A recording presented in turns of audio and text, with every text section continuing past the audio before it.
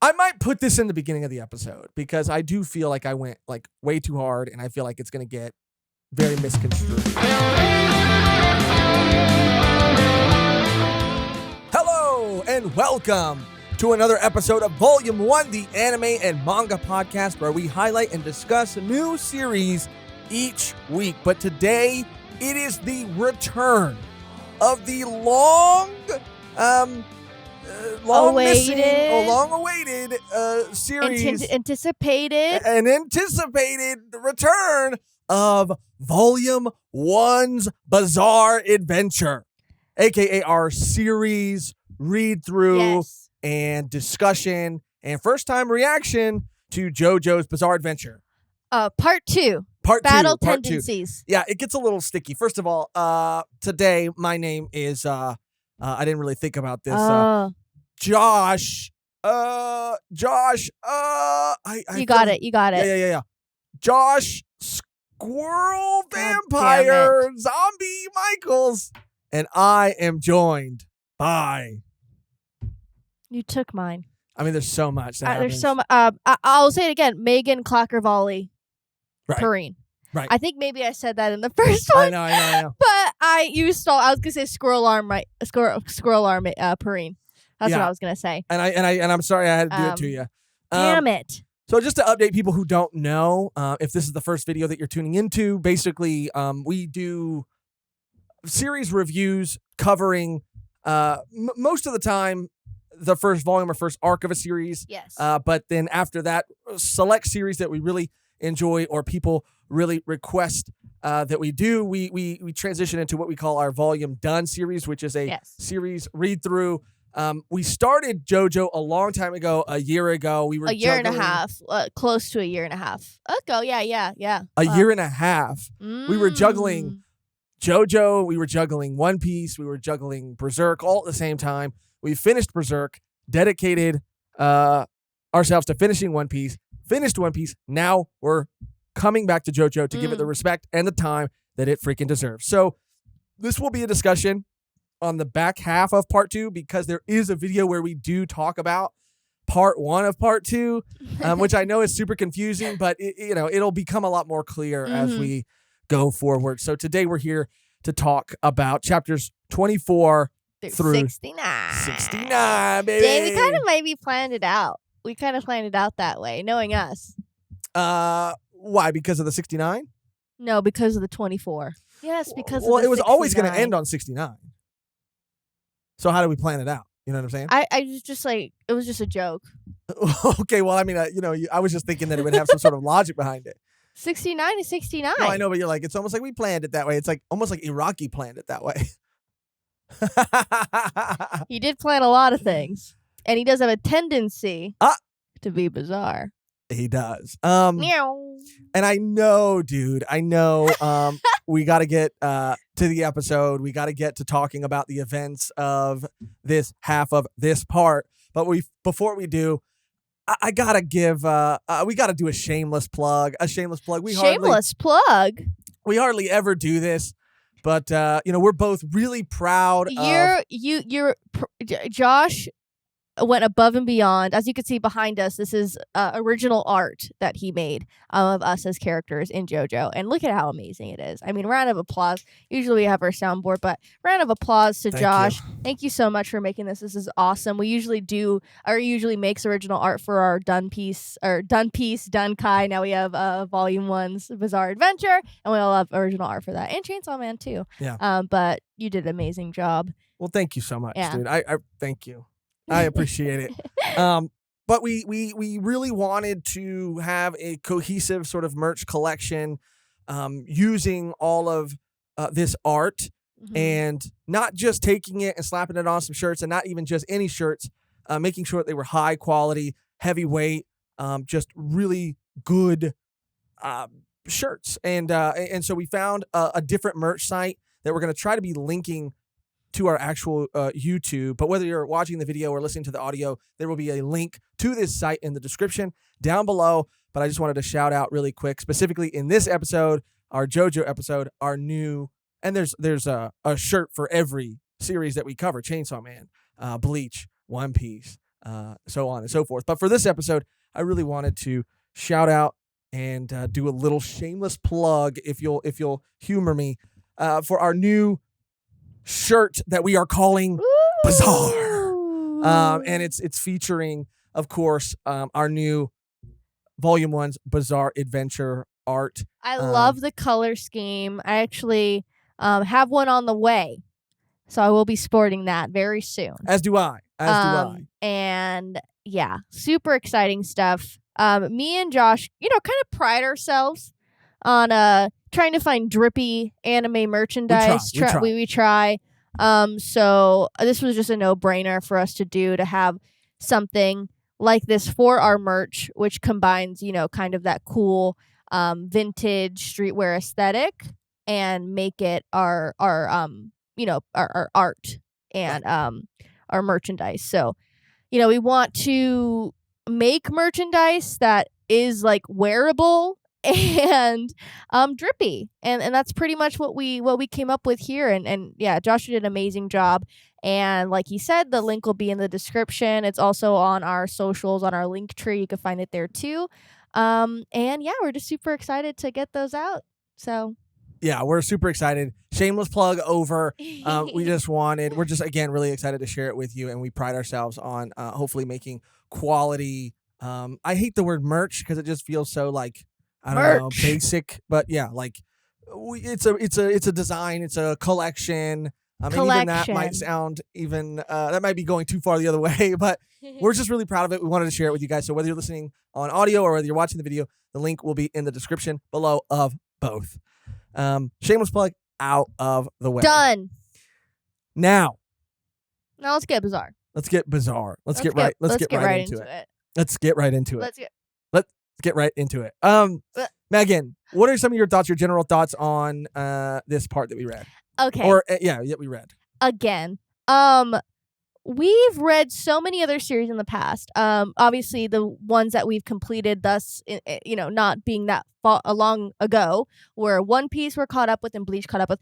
This series, JoJo in general, I cannot compare it to anything else that I've ever read. I cannot say like, oh, this is kind of like this, because it is so over the top. And reading this, I could totally see how a person could read this and be like, yeah, this is a bit much. And I thought I would be that way, even going back into it. But reading it,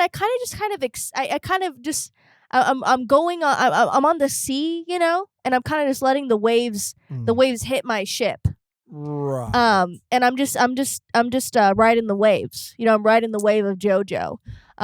There's really, I wouldn't say no rhyme or reason, but it's just badass. Mm-hmm. Like that's what I'm feeling from it thus far. And especially with this second part, there's so many different like fight scenes and like Hamen uses that I'm like, I could see why people will be like, I don't get it, but I'm just like, this is JoJo. Like, right. I'm just kind of chalking it up to my brain like that. And there were some good moments in this. I do enjoy a couple moments specifically that we'll get into.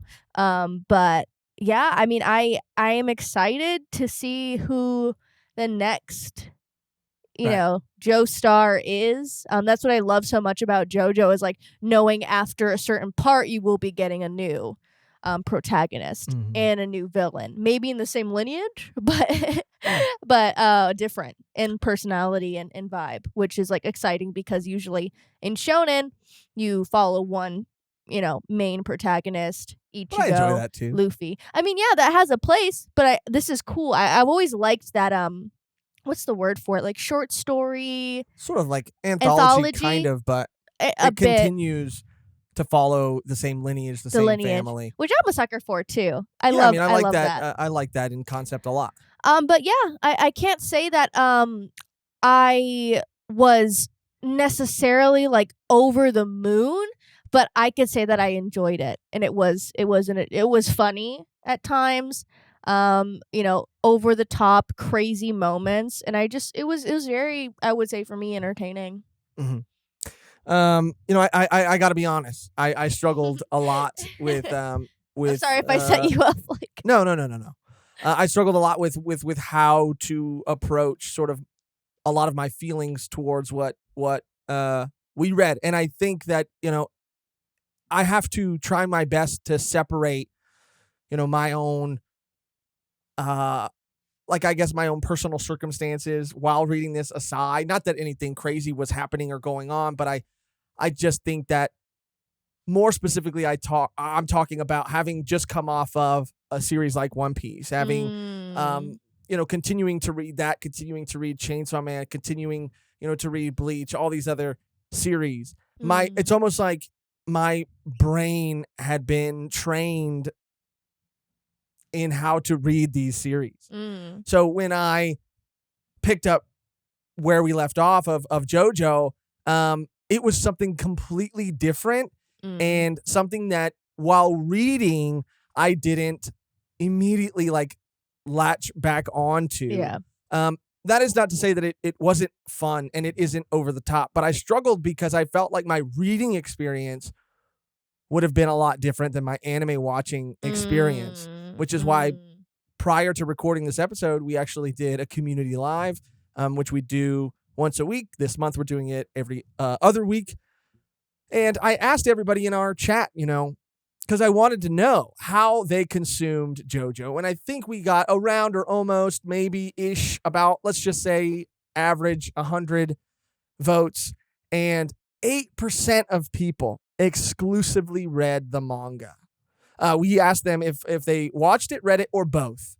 In first place, I think was watch. In second place, I think was both. And in third place, at 8%, was manga only. And it was very interesting. And it does give me hope because we talked about it and we actually watched a couple episodes going into what we did previously on part 2, and we really enjoyed it. I mean, obviously, Joseph. Yeah, Joseph, okay, I was like, Jonathan, Joseph, his accent in the dub is hilarious, and we were talking about that, and even watching it really animated and with the music and the moves and everything, and kind of figuring out along the way that it was kind of very similar, like a 1-for-1 comparison to like opening the manga and, kind of following through. Like it was pretty faithful. And a lot of people online and even our community says the same thing. And they say, you can either watch the anime or read the manga. I mean, really, it is up to you, which is kind of like awesome because sometimes, like we had mentioned, like it's, totally read the manga before the anime. The anime messes up so many things. Right. The anime adds filler. The anime adds, random ass scenes. The anime doesn't cover this in a character, which is super important. Like you always hear things about anime adaptations. So for the community to be like, it really just depends on what you want to do because they're both good. Like that's a good sign. Yeah, it's a great sign, and I kind of I was doing a lot of research after I read what I read, because again, it is hard for me to explain. Like I understand and I can appreciate. First of all, I think that Iraqi's art style is absolutely stunning and beautiful. However, if in a lineup of other art styles isn't the first art style I would personally, Josh, gravitate towards. That does not mean I cannot look at it as beautiful and appreciate it and respect the fuck out of what this man does. But again, in a lineup of other art styles, it's not the first one I would gravitate to. I know that it's over the top and it's purposely over the top. And I know that that is also part of its charm. But I feel like I missed out so much on that charm from just reading the manga. I feel like I didn't get any of that charm from just reading the manga. And this is maybe specific to part 2, I don't know. But in, terms of the art style, going back to that, I also felt like it was extremely hard for me to follow what was going on. Like, I am somebody who, sure, say what you will, but I do take a long time to read because I do it is hard sometimes for me to really understand fighting in manga in general because it, in a black and white medium with a lot going on, and the panels can be pretty small. I do like to sit and stare at a page until I fully understand what's happening. And sometimes because of the poses in JoJo and the anatomy of JoJo, it was really difficult for me to see what was happening and the absurdity of JoJo, which again is part of its charm, but it still just made certain things extremely challenging. to understand. Mm. That mixed with like, it is hilarious, and there are times throughout reading this that I did find myself like laughing, and I did not at this story, but it felt as if like this is the feeling that the story was trying to elicit. Yeah, and just like humor and comedy Right. within the story itself, like jokes that like actually landed. And I was like, oh, that one got me. Yeah. And so there were parts that were really funny, but there were parts that like, again, being over the top and overly cheesy is not always, again, me personally, Josh, not a a type of story that I gravitate to. Like I Mm. really tend to like, I don't, and again, I'm trying very hard because I know there's going to be people that maybe push back, which push back all you want, but it's your right, you're entitled to that. But I just don't want it to come across like I'm dismissing the series. Like I am, what I am trying to say is that I am finding myself far more interested in watching the anime than I Mhm. am reading the manga because I usually again don't really gravitate to these like overly cheesy things that are like making fun of other things like um but I do feel myself like when we sat down to watch, we watched the final the end of the Cars versus Joseph fight in the anime. We watched it right before we sat down to record because people in our community had suggested that we do that. And the moment this came on, the anime came on, I started having fun. I started Mm. having fun, and I was not having fun just reading it. Mm. I don't know why that is. I can't really say, but again, the music, the voices, the animation, like I even find myself really liking the character designs, like, and they're slight. They've been slightly tweaked and changed, and I find myself really liking that as well. And I find myself really having fun with the anime. And it was such a completely different experience than reading the Mm. manga. Mm. And again, I want to be clear in the reason that I am even saying all this. And this might seem like a lot up top, but hey, it's our first episode back. Cut us some slack. We'll tighten it up as we go. But as soon as I finished reading part 2, and Mehgan can attest to this, she was right there with me. I was having a really hard time, like feeling like I was connecting with what I read.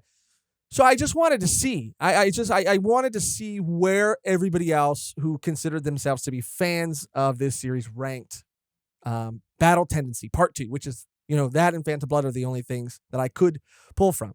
So I was kind of using that as my barometer. Maybe I could figure it out.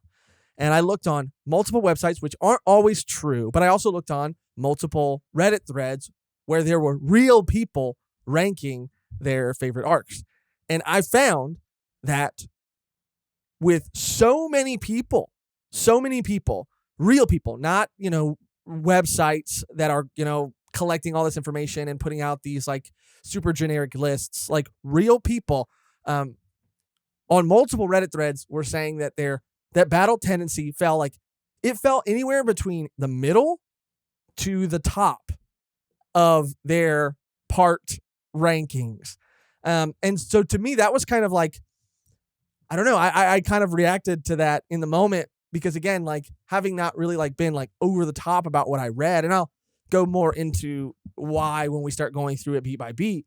But I was like, oh no! Like if people had put part 2, if they had put it at the bottom, it was at the bottom of everybody's list, I'd be like, oh, whew, it gets better.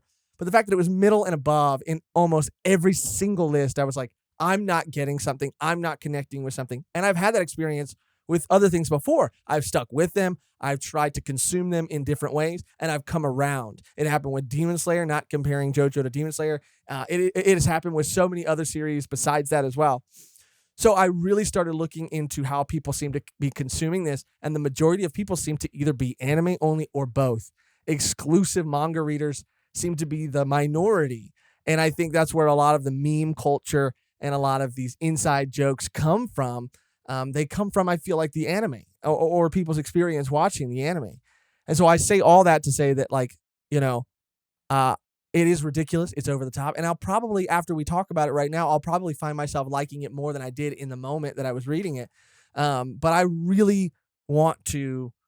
I would much rather, I think, watch this series than read this series. And I have to be honest with myself about that. And I don't know how people are going to respond to that, but it is what it is. That's my 2 cents. That's and so, yeah. I feel like I've been talking a long time, so I just want to throw it back to you for a second.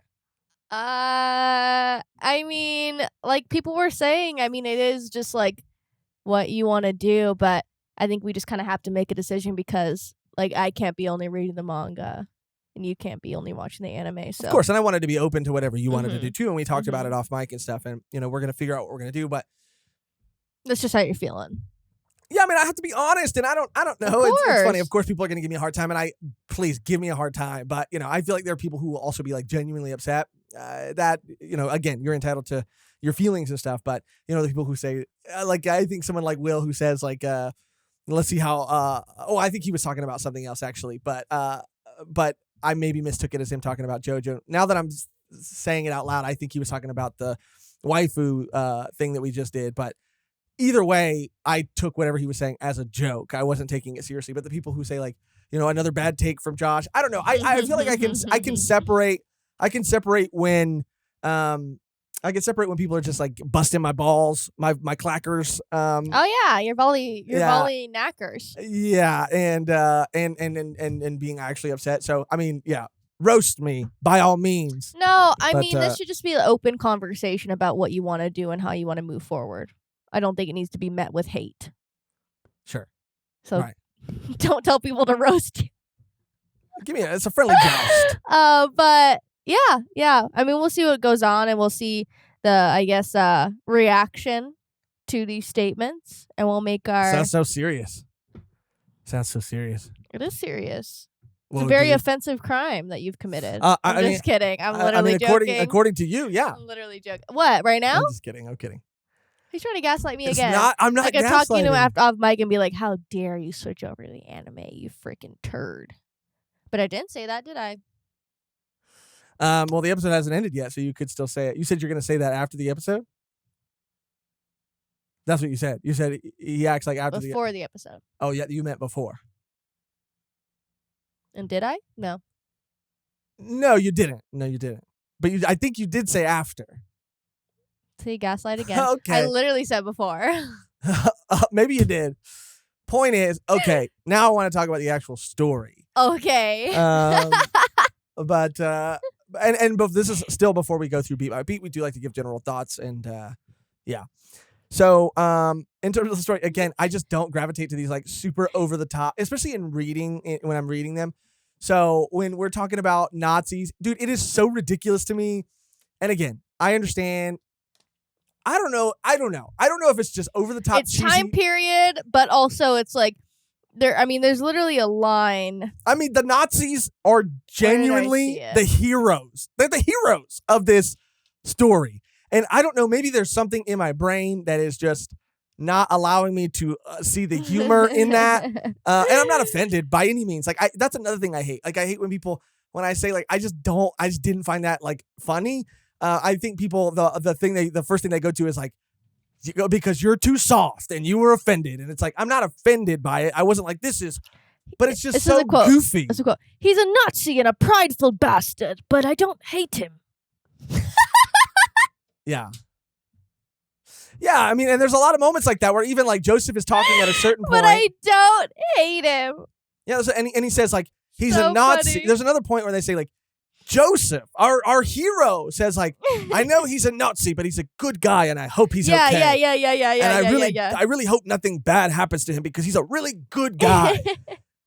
And the term Nazi like implies that these people did very horrible things and have a very horrible way of thinking. Yeah. And I understand it's time period, and this is like, I don't know history. I don't know history. So I don't know. You don't know history? How the British felt about the Nazis. But bad. I'm sure. I would think bad. No, I'm sure. But yeah, it is pretty wild. I mean, like, Hitler makes an appearance. I never thought I'd see the day. But that aside. Right. That aside, again, it's the time period. I'll give it that. If it was just like a random appearance of Hitler, and Nazis. It really wouldn't make sense. But they're literally, this guy, Stroheim, is literally the hero. He's the hero. He shows up. He helps them to out. save the day. And when he shows up, they say, well, at first they're like, oh my God, he's back. Like, this is bad news. Yeah. But then after that, they like team up. And then he comes in at the final moment. Okay. We're getting ahead of ourselves. No, these are my general thoughts. Oh, these are general thoughts still? Okay. Yeah. I'm just saying. He teams up. He comes in to save the day at the very end. And they're like, thank God he's arrived. And I think even like Speedwagon like says that they've been working together. They have a foundation. And I also want to say, look, I understand too that these are like supernatural, otherworldly, whatever beings, or they're actually of this world and they lived underneath our world in the darkness for a long time. But they are superior to humans in every way. And so I understand that it's like two enemies. They have to team up. Joining forces for the good of humanity. And I even think there was a moment where, of course, Joseph was bluffing where he said, one life when he was talking about Susie Q. And he was like, one life for the world is a sacrifice I'm willing to make. He was bluffing. But I do understand then why, I guess, like Speedwagon and Joseph would like team up with the Nazis to defeat a bigger evil. But it's also like, are they bigger evils? Or are they equal evils? Like, I don't know. And so it's just weird again that they could still have spent more time on them like not being good people, because bro, the Nazis did horrible shit. And like, with the resurgence of like, the young Nazis or whatever, it's just like, I don't know, dude, I'm not offended. I'm just not ready to like root for a Nazi in a story. And that's, I know how this is going to come across, and I know people are not going to really hear what I'm saying, and that's frustrating, but I also shouldn't think like that. But I just thought like, yeah, sure, it's over the top, and that's how a lot of these older movies, used to be. Like, it was always like, Russia or the Nazis, and, it's like all these like cheesy B movies, these were always the villains or whatever, but they're the hero. Like, they're the heroes. They save the day. Like, they save the day. And when they show up, they're excited. And we're rooting for them. And not only are we rooting for them, but when something bad happens to them, we're meant to feel as if like, and maybe, see, and that's what I don't know. And maybe I'm taking this too seriously. I don't know. You are. But I'm also not, because it's a story that I'm dedicating my time to read. Like, so like it's not that I'm like Josh is spiraling. I really kind of am. He's spiraling. I was trying to be eloquent about it, but I really kind of am. And I really don't find in this part either, like in the anime, again, the little bit that we watched from the anime, like Joseph was far more charming, I felt like, in the anime than he was in the manga. Like, I don't find him particularly charming in the manga, and all of these haphazard, or actually not haphazard, they're very thought out plans, but they're just so over the top. These like over the top plans that are so specific and almost like Rube Goldberg-esque. And sometimes, sure, he's bluffing and he's figuring it out as he goes along, and he gets very lucky, by the way. He gets extremely lucky. Which, okay, sure, I'll give you that too. But yeah, man, I don't know. Like, I didn't find it particularly charming in the manga. And again, his whole shtick of like, I know exactly what you're going to say next.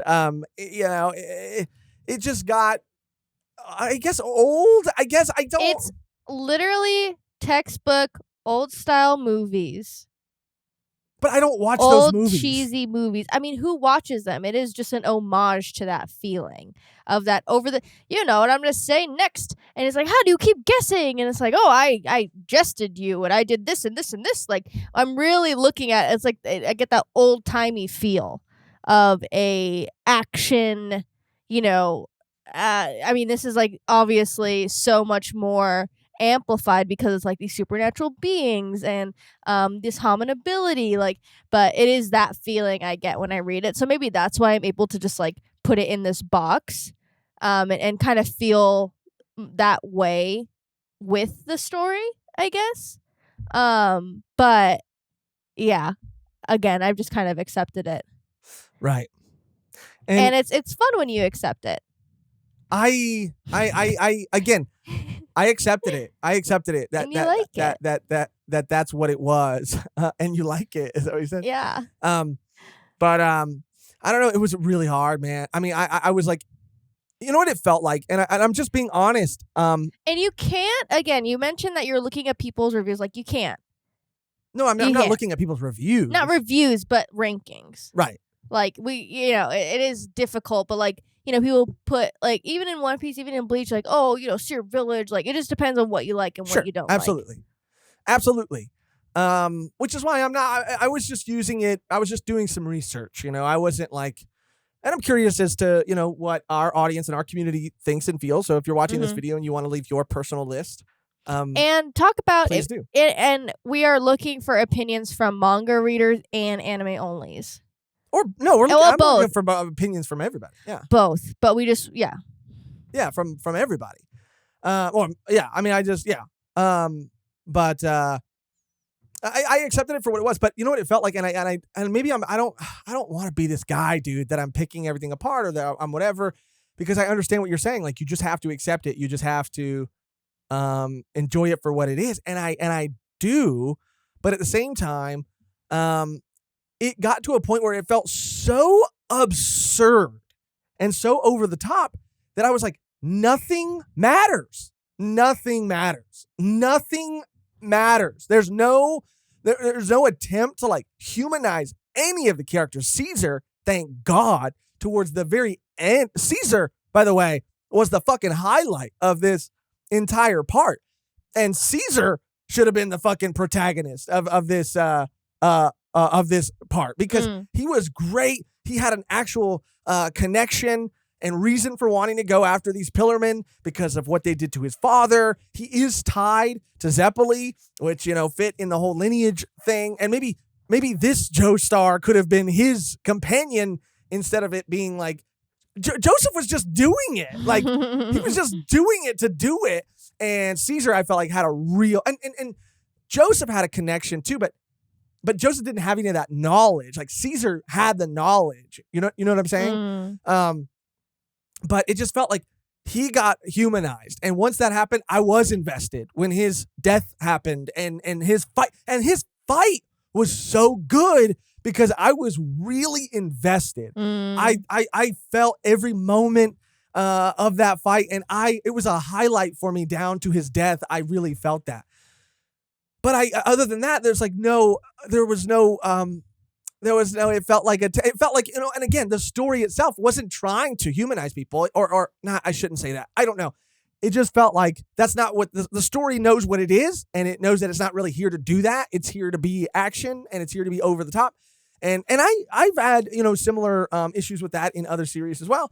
But it just felt like nothing mattered because something would happen, or and the fact that Hammond felt so vague made me believe that, like, I don't understand this, and I'm sure I will, and I want to, but it felt so vague that I was like, sure, it can probably do that. I don't know. It can probably do anything that it needs to do to be able to defeat someone, or they're gonna pull out this move, and that's just a lot of anime manga in general.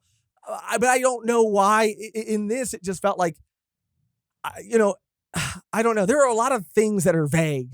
But I just ended up feeling like, a big dramatic moment would happen and I wouldn't care. And I literally had to put it down because my brain was doing this thing while I was reading it, where I was catching myself reading the same panel over and over and over and over because my mind kept shutting down. Like, my mind kept shutting down. And I caught myself like, I'm reading this for the 10th time, and I feel like this one sentence, and I haven't absorbed anything. So maybe I need to put it down. And I would put it down for like 5-10 minutes. I would come back to it, and I would be good. I'd be reset, and I'd be like ready to go. But that's how I had to get through it, I guess. But my experience watching the anime is not that, which is crazy. Because I feel like that cheese, that action, the humor, the tone, I get it. You receive it better. Yeah, I get it when I'm watching it. I don't think anyone, I mean, I don't know. I'm speaking in in the past now. We're in the present when we're gonna be reading all the comments. But I don't know if anyone would fault you for that necessarily because it is pretty faithful for the most part. Some changes here and there. And those lists maybe were talking about the anime mostly and not the manga or a little bit of both. But yeah, we could definitely obviously, look into watching the anime more just for enjoyment purposes. I mean, it is different than any other animes that we like Bleach, One Piece, like not to bring it up again. But it is different with their animes. And yeah, Jojo, and I'm gonna enjoy it. I'm gonna enjoy it if I watch it, and that's just how I feel. Yeah. And I don't know. I'm being honest, and I just hope that I hope people understand, and I hope that you're not just shitting on it. Yeah, You're like, it's like no. I hated it. Not hated it, but I didn't like it. And then the anime, I didn't like it either. So I just don't like it. Yeah. You're not saying that at all. And I just can't help but think that my feelings are gonna get misconstrued. But Tomato Josh. Tomato Josh. It's part of it comes with the territory. Tomato. Yeah. I'm trying to think of anything else. Really. Yeah. I mean, there were other characters that are introduced in this half. Lisa. Love Lisa. And I really did like Lisa. I liked it. I mean, like I said, there weren't a whole lot of very emotional moments, but I really did like the moment between Lisa and Jojo after Caesar. I really did like not Cars, Wamu.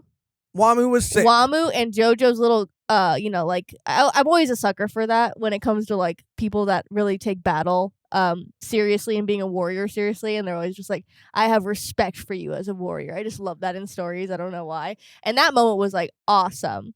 And I did like that moment. And even at the end when we see Cars in his situation, that was awesome. It was so cool.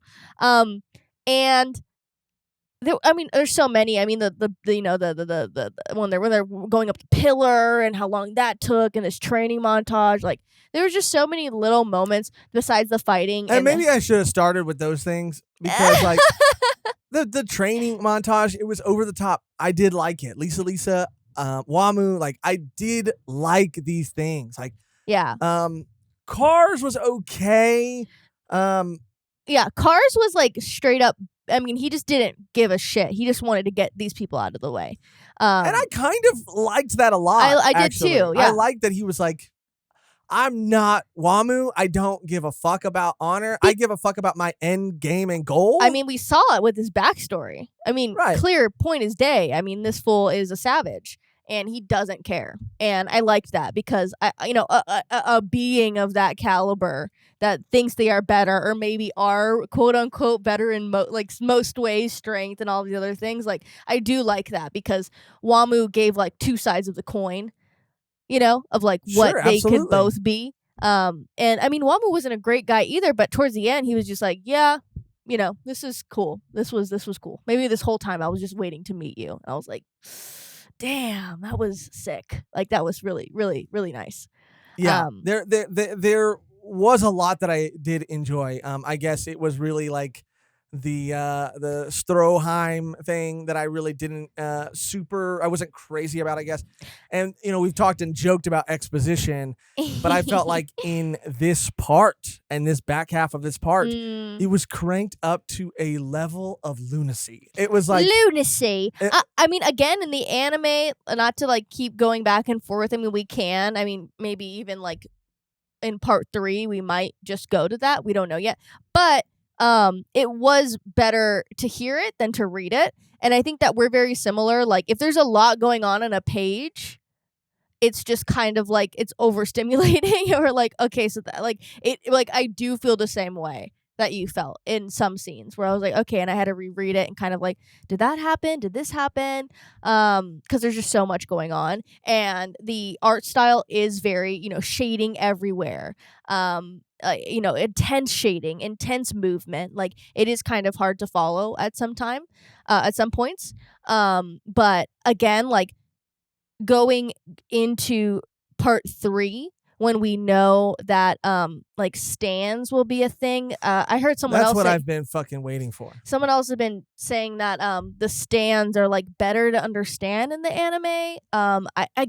We don't know because this is our first time consuming JoJo at all. And this is what I like about these episodes is that they will be a time capsule. And so I am completely open and want to continue to be completely open to everything and to really stick with things and really make a decision at the end, an informed decision, like on whether I enjoy something or I like something. So I want to give it the best fucking shot possible. And it might be hilarious to look back at this episode, once we're in, Stone Ocean or wherever, it is currently or whatever. And say like, damn, remember when I just didn't get it? Remember when I couldn't understand it? Look at how far we've come. That's what I like about doing these, and that's what I like about being honest, is because it allows for growth. Yeah, and just a change of perspective. For sure. But I do want to say there was a lot that I liked, and so maybe now we can go through it a little bit more beat by beat. I know this was different, and I swear to God, dude, I don't fucking hate JoJo. I don't dislike it. I just didn't enjoy. I mean, there's reading it as much as I enjoyed watching it. There are people that, again, like with anything, with arcs of certain manga, I liked this one, didn't like this one. Part 2 just might be that for you. And it might, even if you watched it, even if you read it, it's not something to be ashamed or exactly what you said. Like, it's just, it is what it is. And, some people were like, yeah, I loved all of JoJo except for part 2. And that's just personal opinion. Right. Okay. So where we left off, I believe was in, and sorry if this seems random, I guess, but we're going to pick up beat by beat where we left off, which was when they were in the cave. Yes. When Caesar and Joseph were in the cave fighting the Pillarmen, and Caesar had already kind of been, Caesar had already become not a part of the fight anymore. Yes. And it was mainly Joseph versus Wamu in the cave. Yes. AC, how do you say his name? ACDC? ACDC, EDC? SCDC? He basically... SCDC, maybe? SCDC? Right. He had basically, SCDC had basically, and Cars had basically left. Yeah. And we're like, yeah, we don't want to be here anymore. You do you. Take care of what you got to take care of. You do you, boo. Right. So they're in a fight, and Joseph is using his clacker volleys. Love it. JJ, eat this clacker volley. And he actually is able to deliver a blow on Wamu, and Wamu. This makes Wamu very excited. He gets excited. He's like, "Oh, no one has ever put a blow on my face before. No one's ever blown me before. And I've been around for so long. And no one's ever blown me like this. This is awesome. I want to marry you. No. I want to marry you. Here, take my ring. Because he takes the ring of death. Yeah. The wedding ring of death. And I did like that. I mean, it is, again, like, over the top, and I've just kind of accepted it and been like, this is just it's gonna be bizarre. And you just kind of have to roll with the punches. Right. Wedding rings of death, I thought it was cool. Again, I had no problem with that. Like, I you don't have to tell me to roll with it and that it's bizarre. Like, I understand that. It's in the name. I get that. And that's what I'm saying. This is what I'm saying. If my co-host, who I've done hundreds of episodes with, is already trying to like help me get it, then that's not a good sign, because that means that the comment section is going to be a place of nightmares for me. No, it won't.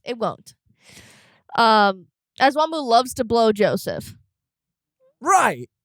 Right. He accepts the challenge, obviously, and he puts the rings on him because he says, pretty much like he's bluffing, right? He's just like, oh, Jojo, Joseph is Joseph's like, yeah, like, I could probably defeat you because I already put a blow on you. Like, would you really want to kill me now? I guess kill me now because I'm gonna be too powerful later. He's pretty much just like kind of egging him on, and he's like, you're right. I like you. I like your spunk. I like your spirit, kid. I will fight you because you're worthy. Yeah, I thought this was funny too, because again, he was clearly bluffing. Mm-hmm. He knew that he did not stand a chance and didn't even think it was going to work. So when it did work, he was like, "Oh fuck!" He's like, "Oh shit! I should have gave more time." Yeah, he's like, "Why did I only give 33 days? A month. He's like, yeah." And it was even funny when they put it into perspective and said, like, "Yeah, he's an immortal being. He can."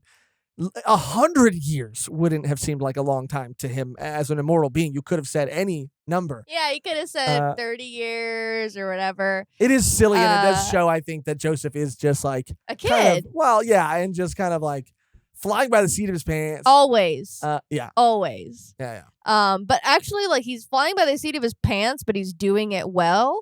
And figuring it out along the way. Yeah, he never really has anything planned out until he has these like crazy immaculate plans. Exactly. But he does have a plan, and it is the most elaborate, specific plan. Or maybe it's just like a situation where it's like not One Punch Man. I guess maybe One Punch Man, where they just think he has everything like planned out, and he's just like, I'm just doing what I do. This fight was it was cool, and I think that was very funny. And I even when Wamu put the ring on him, put the ring in him, and then yeah, and then there was one on his heart, and then one on his throat. Well, that's what I was gonna say, because then SEDC comes back, who had no interest, and it's like, Wamu, you're like, we have a goal. It's to get the stone. We don't. Like, why are you humoring this human being? We are above them. And Cars is saying that too. Yeah, Cars is saying that more than anyone. And then ECDC's like, no, yeah. Then Wamu decides to like take him up on his offer. Yeah. And give him a ring, which is funny, cool. Yeah. But then there was no reason for SEDC to come back and say, like, on second thought, count me in too. Let me throw a ring on me throw a ring on your throat. Yeah. Count me in. I changed my mind. And both of them have, obviously, the antidotes. One is in the lip ring. I was like, that's pretty sick. Right. And one is a nose ring and a lip ring. Yeah, nose ring and a lip ring. So, next time you're like, hey, like, mom and dad, can I get a piercing? They'll be like, no. They'll be like, but it's an antidote because I'm going to die. And then they'll ask you, like, what? Keep going. I want to see where this goes. That was it. See, I think you could maybe take a different route. I mean, that's just like... It's bizarre. Right. Of course. Right. I just think that's that's very specific, I think. Unless your parents are fans of Jojo, and then they'll be like, oh, I get it. But then they probably wouldn't care that you would get piercings anyway, because, they probably have... If they're fans of Jojo, they probably have piercings. There was another moment, too, that was so hilarious when he's kind of on the ground and they think that he, got beaten up. And it's that, just my imagination bit where he's laying on the floor, and then like every time he looks away, he gets back up, funny. And he's like, that made me laff out loud. And I think that would have been funnier in the anime too. That made me laugh because it was just so goofy, so funny. And I love JoJo's thing about him running. Like he just that's his first plan over everything else is to just run away. That's just little things that carry on into the story later. Yeah, no. That gives him a little bit of that charm. Like, he is just a kid, and how he navigates these crazy ass situations are just. Well, they set it up that he was running away out of fear, but he's running away because he was just trying to get them as far away from Caesar and Speedwagon as possible. Now they see that, they know that they're not questioning him anymore. Even though they did at first, we're like, yeah, he's fucking ditching us. Yeah, fuck him. Fuck that fool. And even when he's talking to Wawu, and he's just like, yeah, blah blah, like talking him into it, and he goes, keep talking, and he's like, okay, and he's like, keep talking, and he's just like, I wanted to hear more. It's hilarious. There's like little moments of like, bro, this is so funny. Yeah. This is so funny. Keep talking. He's like sweating. He's like, say more. say less. You know? Yeah. It's great. And I think that would have just, again, I think that would have been funnier to me if I watched it. Because like the falling bit was funny and the keep talking thing, like it's so weird. Like my brain understood this is funny. Like in my head, I understood this is funny. It just got no reaction from me. And I think in the anime I would have really I mean, I would have really laughed out loud. Oh God, I'm married to 2 people now. I guess I'm a polygamist. Like what? Yeah. Like these bits, like they just come out of nowhere, and they shouldn't be that funny to me. But with everything else in the insanity and like how serious it's supposed to be, I'm a sucker. It's just so funny. It's so goofy, and I love that type of humor where it is that like old timey like. Sure. Right. Dad jokes. Yeah. Like dad jokes. And I think, you know, and I'm not trying to minimize or take away, but like, I mean, you kind of gravitate, you like that humor a lot. Like you like that humor. And not that I don't like it, but I think you like it more than I like it. Because it's almost like he is looking at the camera. What am I, a polygamist? And you love that. And I said, bruh. And I'm not like being a snob, dude. I don't want this to seem like I think I'm fucking above or better or could do better. I'm not saying that. That's not what I'm saying. I'm just saying like I think you enjoy that humor far more than I do. And knowing this fool has like a kind of like broken English accent in the dub, I was just hearing that voice and it just adds so much to it. It's so funny. I don't know. I got sucked in. I got sucked in a little bit. That's great. That's awesome. I'm happy for you. I'm happy. And you'll be there. Yeah, when You'll be there. I'll get sucked in when I watch the anime. I'll get sucked off. Oh no. How bizarre. Yeah, so that pretty much all happens, and you know, the cars passes the game, whatever, the redstone of Aja, they're looking for this stone.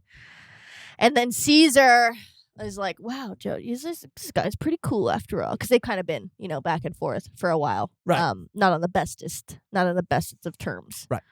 And that's where we head to. Is it where do they head exactly? Venice. They go to Venice to meet the Haman Master. Lisa. Caesar's Haman Master. Mm-hmm. And I mean, she is awesome. Lisa was great. She was a definite highlight for me, and I liked her character a lot. I guess, yeah. What I mean by in the beginning of the episode, just talking about like a lot of them didn't have like Lisa's attachment, and I guess like her connection to everybody that came very late. Yeah.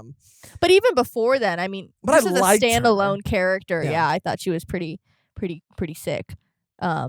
And even with that connection, it didn't necessarily make me like her more when I found out the information, because I already had liked her, so it didn't really matter. But it was a cool connection that we found out much later, like towards the end. Right. But and I'm not saying I definitely didn't need that to like her. I already liked her. Oh yeah. I already thought she was cool. But yeah, they go to Venice to train. They have 33 days. To become strong enough to defeat these beings. So they meet Lisa, and she takes them to basically this island, and this Air Suplena Island. And this whole island is a fortress, is a castle, is her home. And they're going to have to, in order to defeat the Pillarmen, they're going to have to climb a pillar. Wow. Yeah. It comes full circle. And he gets this breathing mask. Which that was really cool too. It is like, like how you can even fight too. In real life. I mean, it all breathing 101. Right. Like that is, I mean, working out, running, doing anything physical. If you could like really hone in your breathing, like people can do wild shit when they can control their breathing in real life. And obviously in Jojo because of Haman and everything. But he gets this mask put on him, kind of like a Rock Lee. Rock Lee didn't wear a mask. No, Rock Lee, like, the weights. Oh, kind of like right. training with them, so when he takes them off, he can be able to do it. Well, it's a really cool indefinitely. training device because it allows him to control his breathing, and if his breathing becomes erratic, then he suffocates. Basically, it kind of doesn't allow him to breathe, and if you only got 33 days, then you need to do. That's what she was saying. Yeah, you need to take some, And even Caesar's like, "Damn, we're gonna do the pillar shit now." Yeah. Like, are you sure, Lisa? And she's like, I mean, there's no other way. Like, I have this amount of time. You give me this much notice. Yeah, I gotta do what I gotta take do. some extreme measures. Yeah, of course. But yeah, they had, they get slippery, covered in oil. It's so funny long, because it's covered in oil. And pillar. Then, it's a long, thick pillar covered in oil, and it's so funny because after this, like Joseph coats everything in oil, like everything. Like he just carries around oil with everything. He's like, maybe if I can get my hands on it, I can cover it in oil. And this oil shit, like he loves it. He loves it. And it's notes. It's a conductor for Haman. Yeah. Great conductor for Haman.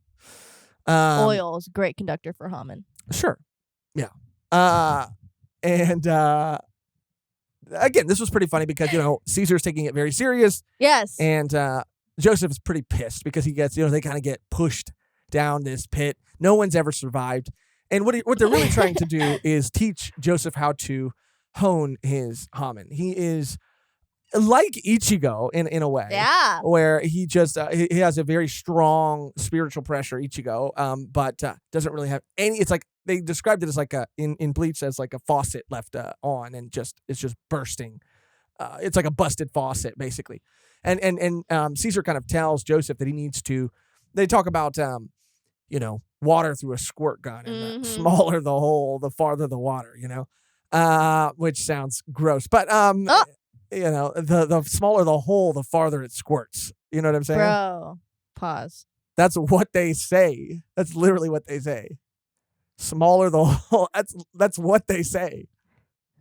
Referring to water guns. Referring to water guns. And so he needs to figure it out. Caesar's taking it very seriously. Of course. And Jojo's pissed, and the whole time he's thinking of like what he's gonna do to Lisa when he gets up there. Yeah, and she's just I love that part where he's just talking shit in his mind, and he talks shit to her or like ask her a question, and that I drew her eye like looking down on them, and it's like she's looking at a pig in a farm, and it's just like so funny because he's like, why are you mad at her? Like you have to do this in order to be better, and yeah, I mean, yeah, all the oil, all this. I mean, it takes them so long, and even Caesar gets like a little bit higher after like I don't know what it was, like 48 hours. No, it takes them days. It takes them days to get up there. And yeah, this was just great because they're just struggling like hard.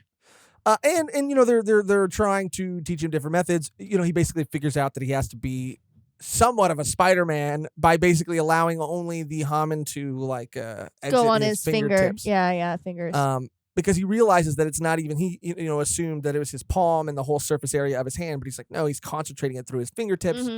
Then he gets higher and higher and higher, accidentally hits a button because he wants to take a little break, and that causes oil to shoot out. More oil.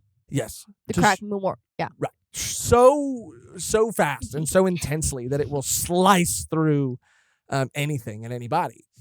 So they have to practice 2 Hamans at one time, which is like I'm not getting the names right, and I'm not doing it out of disrespect. I just don't remember.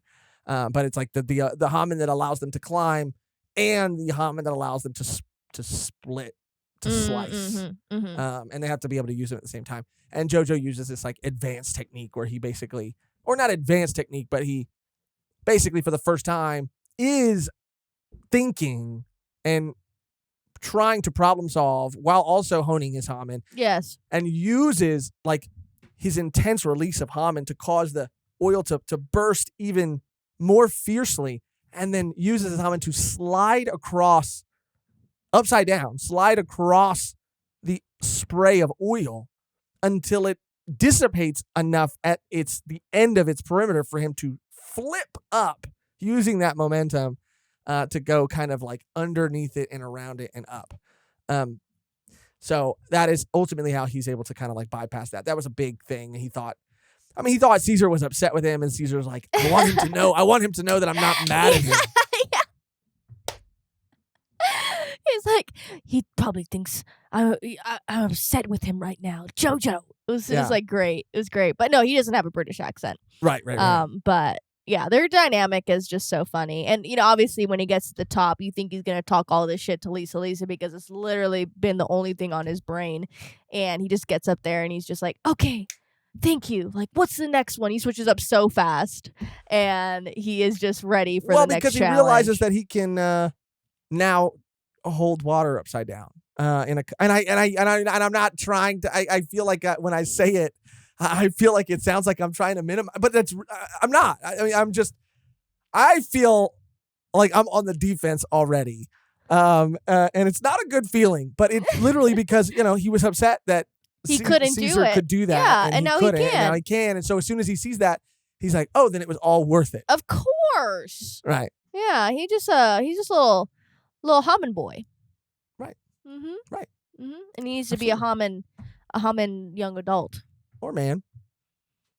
Do you know the Haman man? Do you know the Haman man? Yeah. Yes, I know the Haman man who lives on Drury Lane. Well, she's married to the Haman man.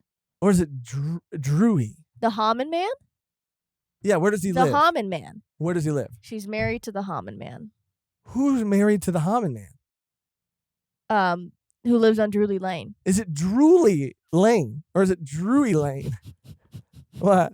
I've just never heard somebody say Drury Lane. As if they're drooling from their mouth. Drury? Who lives on Truly Lane.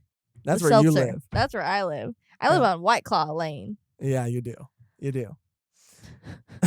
Right. This is a fun part. I love this part. Yeah. They've completed their training and are moving on to the next phase. And they go to town. Well, yeah. Oh, you just want to skip over that? No.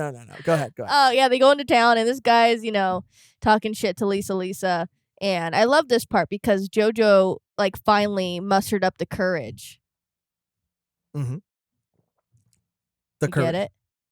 He mustered. Oh, right. Because he puts mustard on that guy's head. Yeah. He does. It was for the... I wrote it down. Oh, you wrote it. It was, and I mean this. It was great. It went over my head. I'm dumb, but it was great. Thank you. It was great. I'm don't.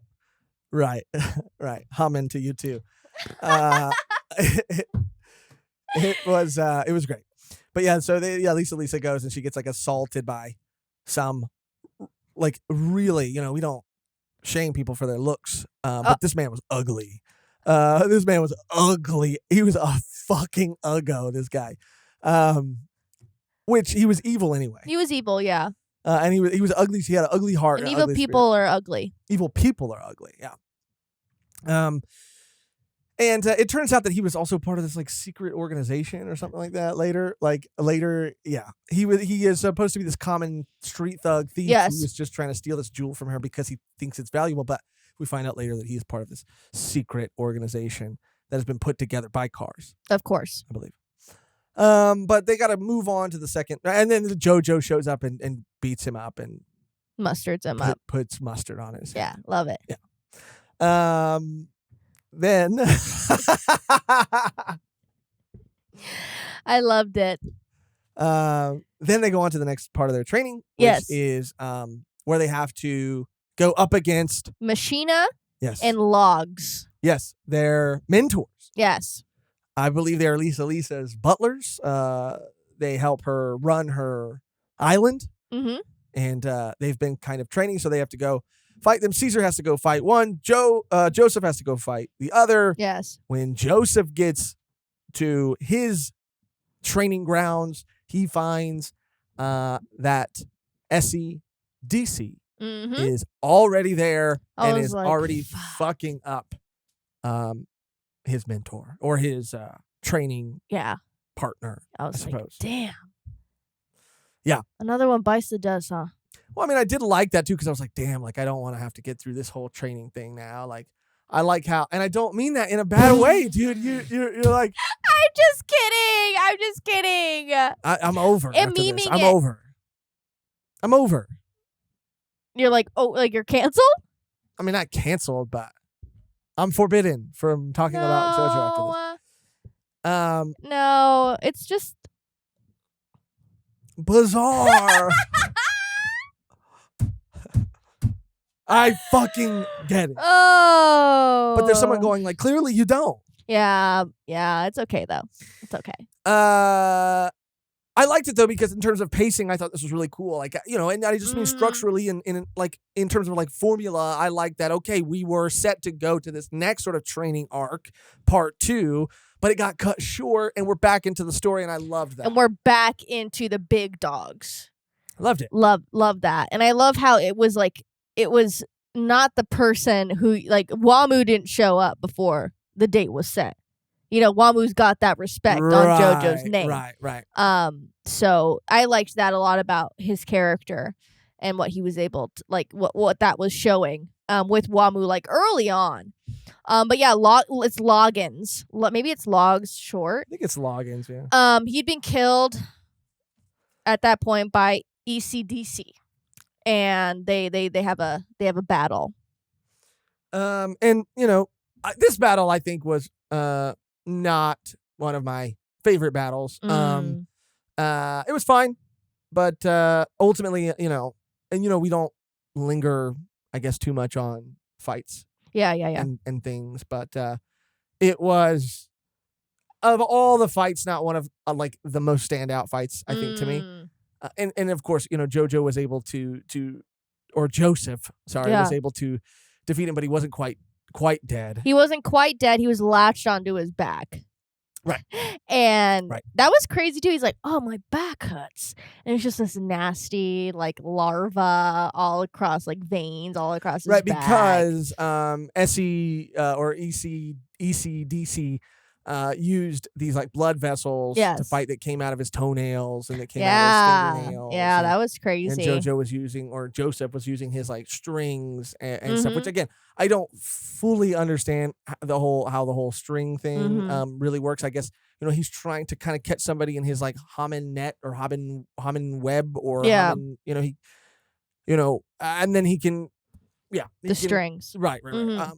But, you know, the blood vessels versus the strings, like, it was cool. I mean, I did like, you know, I thought that it was pretty, seeing the blood vessels come out of his fingernails and toenails was kind of like pretty hard to see, but like to read or to look at, but in the best way. Like, it was like, ooh, why is this getting me like this? There's a couple moments where I'm like, oof, God. I mean, some of the, like, I mean, it is very, I would say, graphic at times. Oh, yeah. So I was like, oh, damn.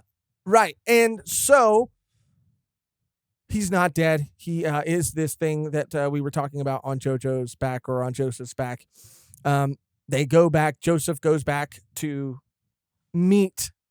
And Caesar's has been watching this the whole time. And there was a cool moment between him and the person that he was fighting. Because his Machina. His match was going according to plan.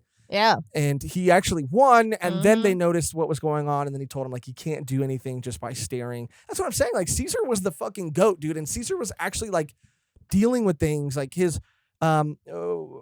person who was training him was telling him, like, you can't just sit there and watch through binoculars. Like, if he beats Joseph, he's going to come here. So we can't just be sitting here waiting. We gotta be ready, and we gotta figure it out for when it happens. If it happens, like, we gotta get our fucking game faces on. Yep. And so, you know, Caesar was like, oh, fuck, like, you're right. I can't just sit here and watch and be a spectator. I don't have time to get there, but there is still something I can do. But Joseph goes back and is greeted by Susie Q. Susie Q. Who is helping before that Lisa pick out an outfit before she gets in the bath.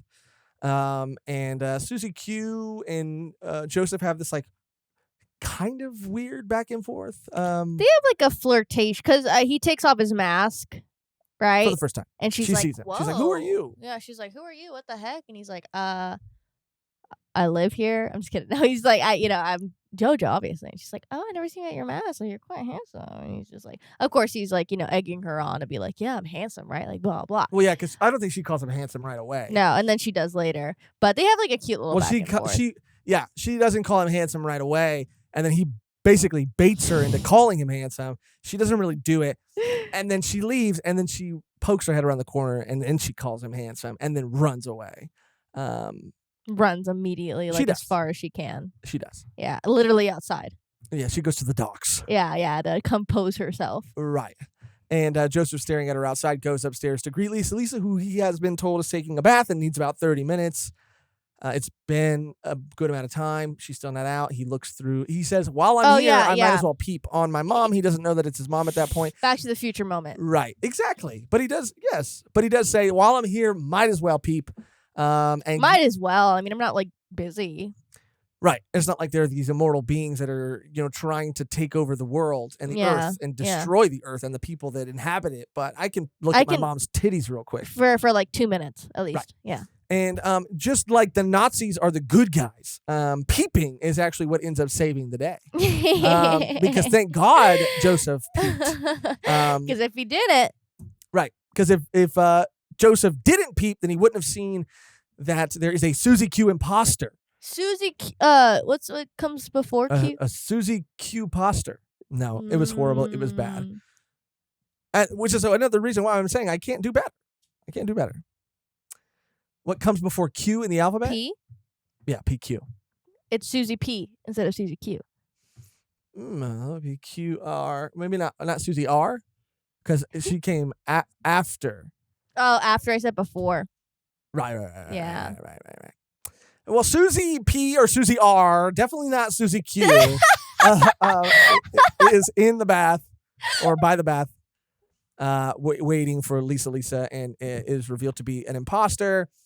That's when Joseph bursts in, and there's this altercation. That was wild. I really liked that, like, possession. Like, some of the faces that Susie Q was making, I was like, this is some real spooky shit right here.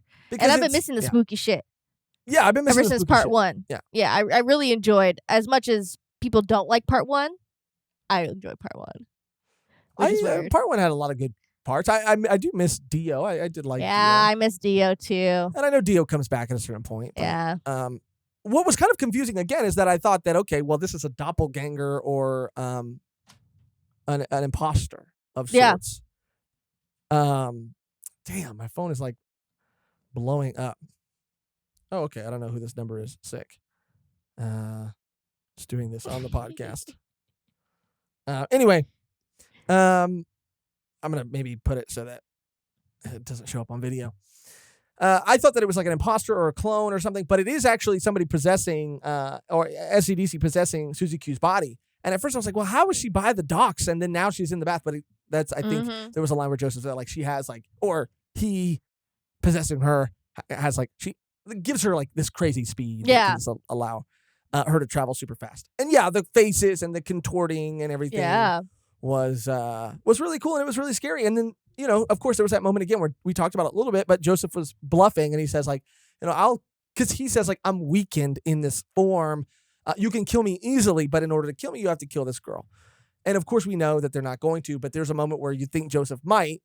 I was like, damn. Yeah, he bluffs and says, like, I'll do it.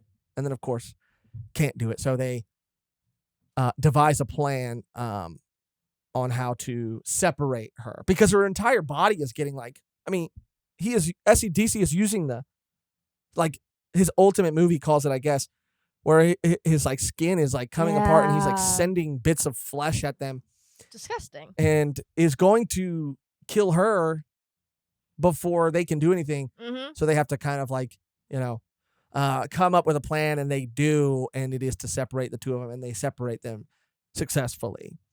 And then they're able to finally defeat SCDC. Mm-hmm. Finally. But that's not all SCDC did. He stole the stone, and he put it... What? This part's funny. That's not all he did. He stole a stone and he put it in the mail. Bro. Mm-hmm. Yeah. Put it in the mail. He knows it. He uses it. Yeah, the U.S. Postal Service. Or not U.S., I guess. Wouldn't be U.S. That's not U.S. Yeah, no. And so it's literally now Lisa, Caesar, and Joseph Joestar, all Hammond users of incredible strength against the Postal Service. Against the Postal Service. They have the hardest time finding a trinket, a stone that They're was like, it's sent lost through the mail. It's gone forever. Yeah. I don't know how we're going to be able to get it. So Caesar and Joseph end up harassing a man at the post office, demanding that he help them. Yeah, like we're gonna beat you up. Oh yeah, Yeah. And he's like, it's my job. Like, he's there's also nothing. How can I track that? Yeah, he's also like, you don't know what envelope it is. Yeah. You don't know who it was addressed to.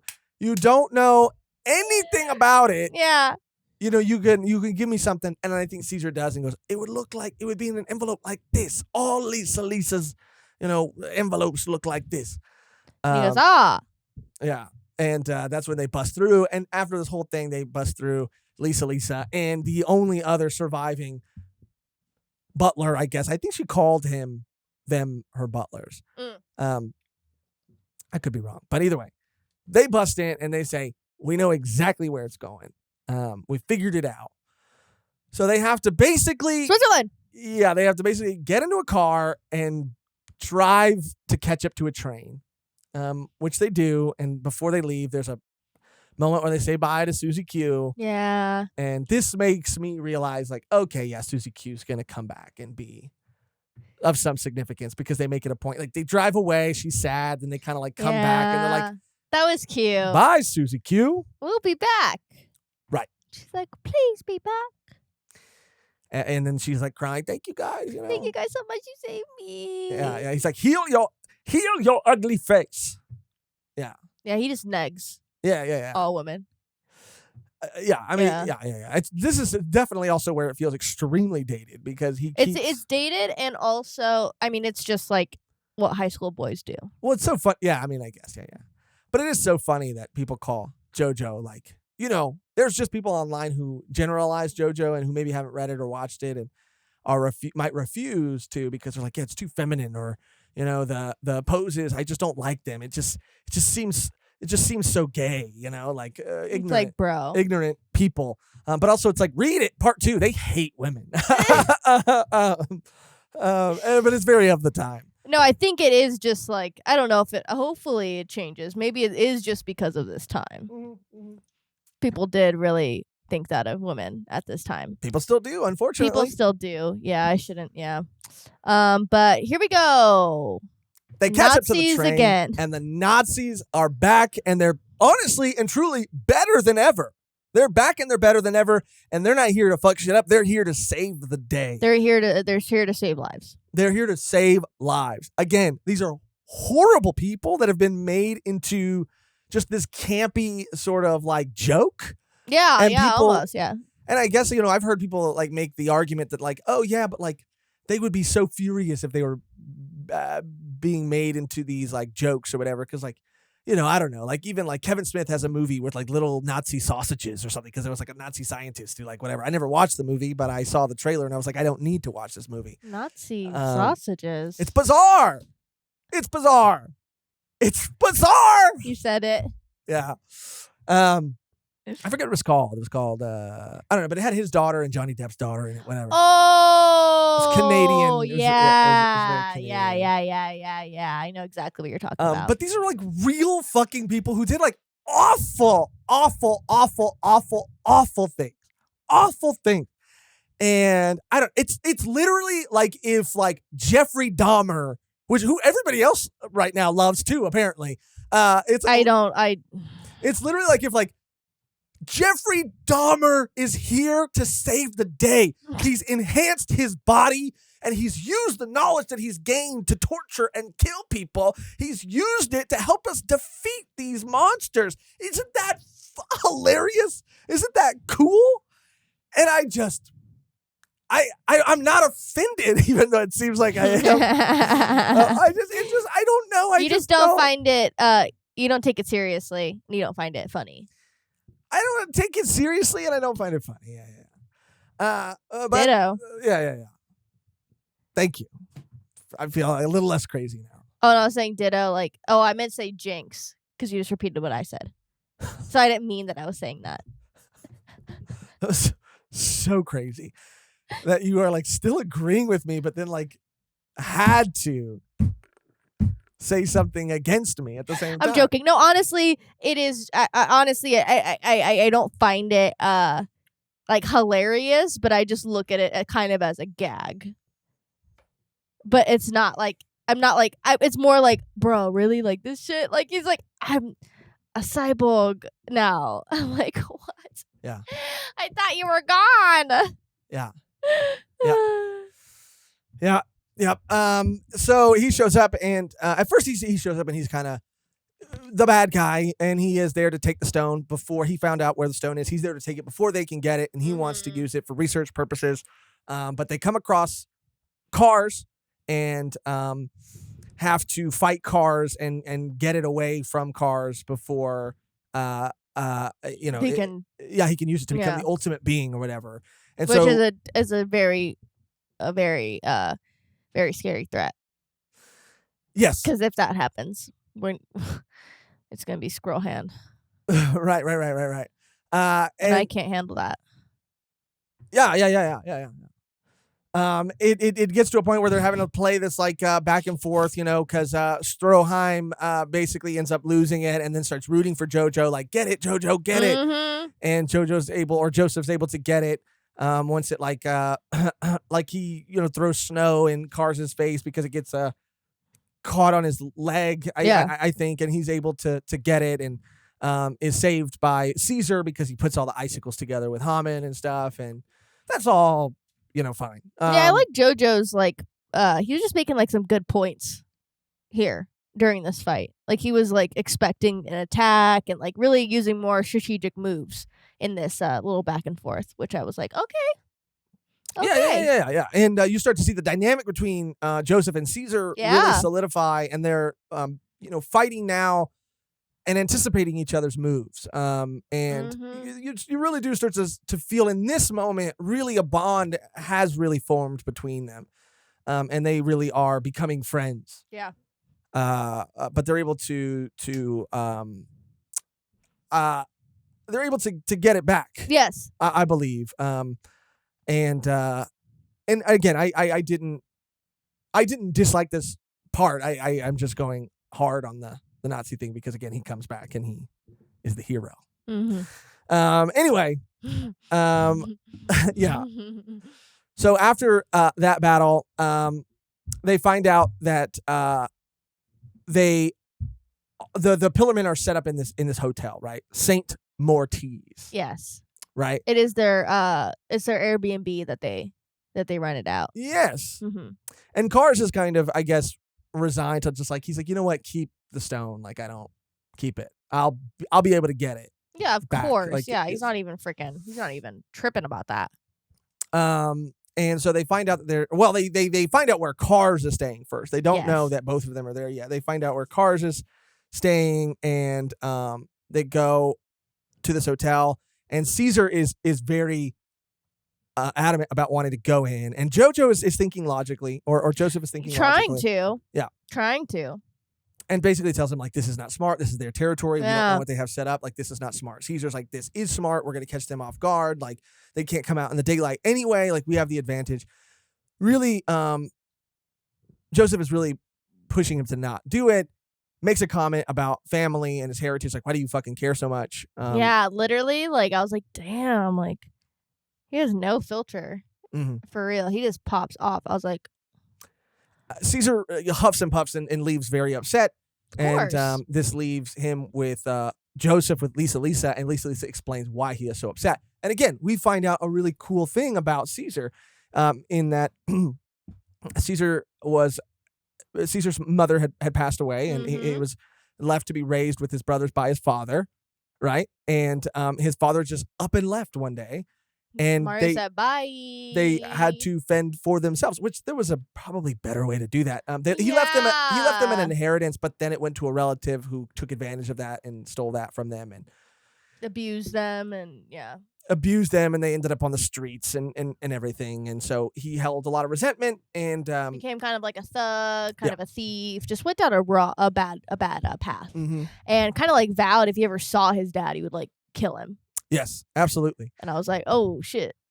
One day he sees his father, follows his father. He wants to get some revenge, and sees that his father is like by this stone and sees a diamond in this stone, tries to go for the diamond. His father warns him not to touch it, pushes him out of the way, and his he father doesn't know. He doesn't know that that's his kid at all. Has no idea. And he kind of like, after that little encounter, because his dad dies, he just goes like, damn, like he has kind of like that moment within himself, like if he saved like a random person, then he must be a good guy, a random kid or whatever. And I was like, well, I mean, you should have said something before he died, like, I'm your son. I mean, it was in the heat of the moment. Oh, if he said, I'm your son, he would have been like, oh, never mind. Never mind, I'm not going to die. Or maybe, we would have pushed him. Yeah, pushed him and said, oh, you're my kid? Oh. Yeah, I don't want you to have to live this life. Yeah. Pushed him in there. Yeah. But that's what he realizes. He realizes that his dad left because he didn't want to get him involved in this life. In this, in this pillar man, all this son of a stuff, bitch this world thing. He's like, I just want them. I don't want the cycle to repeat. Schmamen.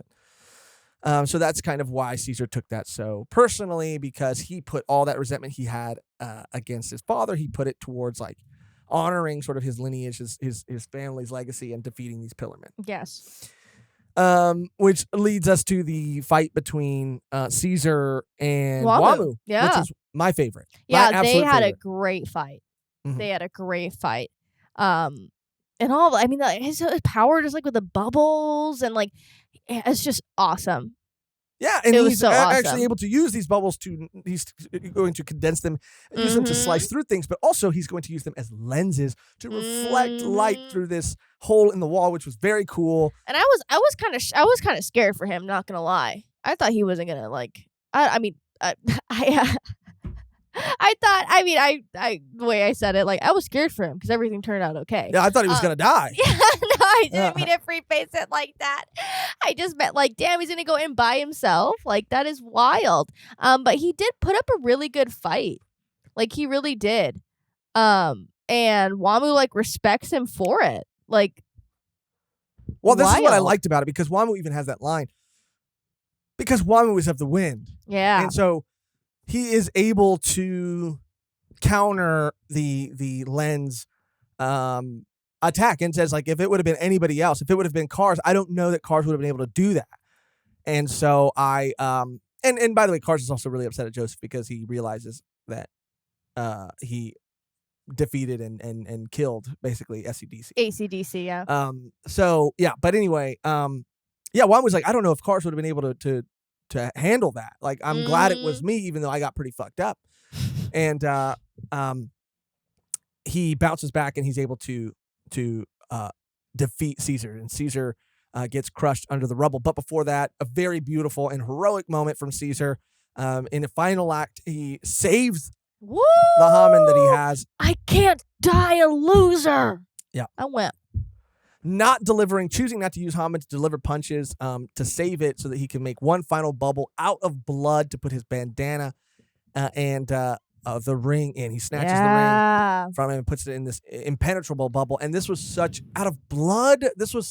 an awesome moment and a highlight, if not the highlight of the entire part for me. And he is ultimately crushed under rubble, and his dad dies. It was sad. It was so sad because like this part was probably one of the highlights for me. Like, the dialogue and the choices of like not having them react right away until they saw like definite proof that he was dead. Like, and how Lisa was just trying to play it cool, and it was like so touching.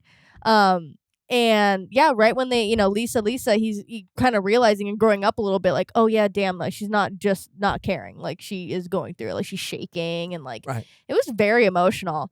And I just love that line when you just like, I didn't want to yell his name to get no response. That's why I didn't yell out, because he knew. And in terms of like humanizing characters, this was the most human that Joseph and Lisa really felt, because even Lisa, is saying like, we have to keep going. We can't let this affect us. And then Joseph's like, your cigarette is backwards. And she just like loses it and screams. and they both scream and they don't care. Like, that was the most human they felt. I was like, and that's what I'm saying. Caesar was the fucking highlight, dude. Caesar was it. Caesar was it. All hail Caesar, dude. This fucking shit. King Caesar. Caesar made this shit so fucking good. Caesar was really dope. And I think that when people, I would assume when people talk about this arc, they talk about Caesar. I would assume too. Yeah. Very sad moment. They have to go forward, and they have to find and defeat Wamu and Cars, but especially before Wamu has a chance to heal. Yeah. So they go and they find Wamu and they find Cars, but they also find a group, a huge group of vampires. I love that line. He goes, "This doorknob is creepy as hell." Yeah. Creepy as hell. Creepy as hell. It was. It was like, that's not a doorknob. There's a bunch of vampires. There's a bunch of vampires, like a in shit a ton. room, Yeah. And room full of vampires. And Vampire Party. Vampire Party. Which, by the way, if you're not watching Interview with the Vampire. Shameless plug. Oh, we're in it. Yeah, we're in it. Yeah, we're in it. Shameless plug. We produced it. Yeah. No, it's awesome, dude. It's dead body number 2 in the in the pile of dead Someone's bodies. gonna believe you. Look out! I have my credit on IMDb. Someone's gonna. She wasn't in it. IMBD. Look me up. Don't look at IMBD. Look at IMDb. Or did I say that backwards? IMBD. IMBD. I am on IMBD though. I'm on IMBD. Yeah, I'm not on IMDb. Oh. Okay, so there's a bunch of vampires, and this is where we get introduced to Wired Beck, the greatest character of all time. Why is he the greatest character of all time? He's just funny as a country accent. Does he have a country you accent? like him? He says y'all. Oh. He says y'all, but he's not great because he is very sexist. Too. I mean, Joseph is sexist. I mean, Everyone. damn, yeah, it's of the time. But yeah, so they basically make a deal, right? Another deal, and Lisa's like, "I will destroy the stone if you don't agree to this battle, and we'll have to fight each other one-on-one." Yeah, like, I have a timer. I have a timer I have a on bomb. yeah. And Joseph was like, "I don't know if that's true, but I'm gonna go along. But with I'm gonna it. go along with it. I think she's bluffing, but damn, is she a good liar, great poker face. Right. Okay, Lisa, let's go. Let's go."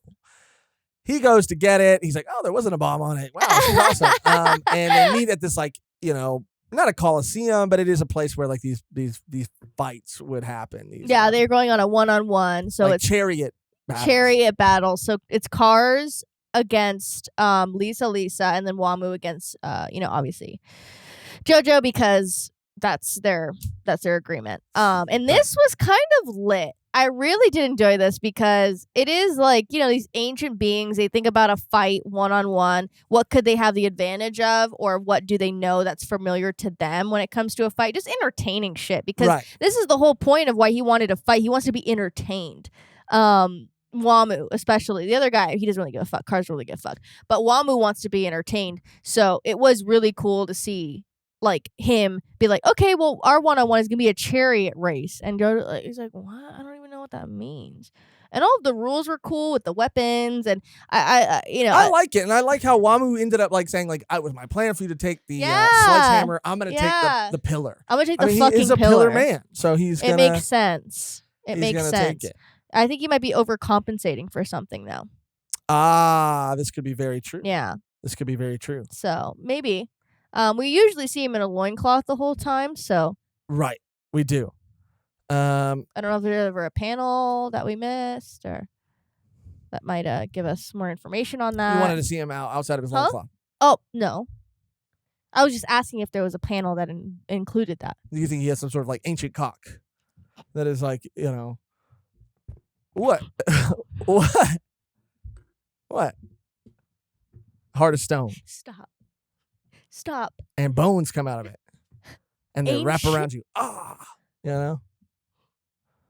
would imagine. Some sort of vampiric, ancient cock. Stop saying that word! You know what my pet peeve is? I've got like my phone is never. I don't get phone calls. Like I really just. I think a lot of people do things through like email and through like messaging and stuff sure. or whatever. But what really like grinds my gears, like this is the most numbers that I don't have saved. Yeah.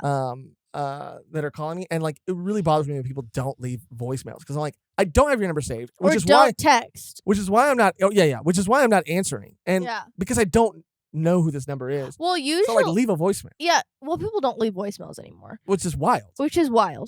When someone calls me, I just text that number and say, "Who is this?" Okay. Because if they keep calling me, I'm like, okay, obviously I'm not answering. You're not going to text me. I'm going to text you and ask you, who is this? And if I don't know, you have the wrong number.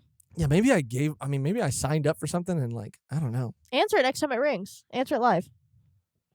Okay. That'd actually be a good idea. That's kind of great. Anyway, but yeah, I did like this. I like this chariot fight. I thought it was cool. I liked, again, if Caesar is the highlight of the story in terms of like someone we're rooting for, a protagonist. This fight would be. Wamu is like steals the show in terms of like the antagonist. I love Wamu. Yeah. I love Wamu. Wamu is definitely, favorite. Cars was cool in a different way.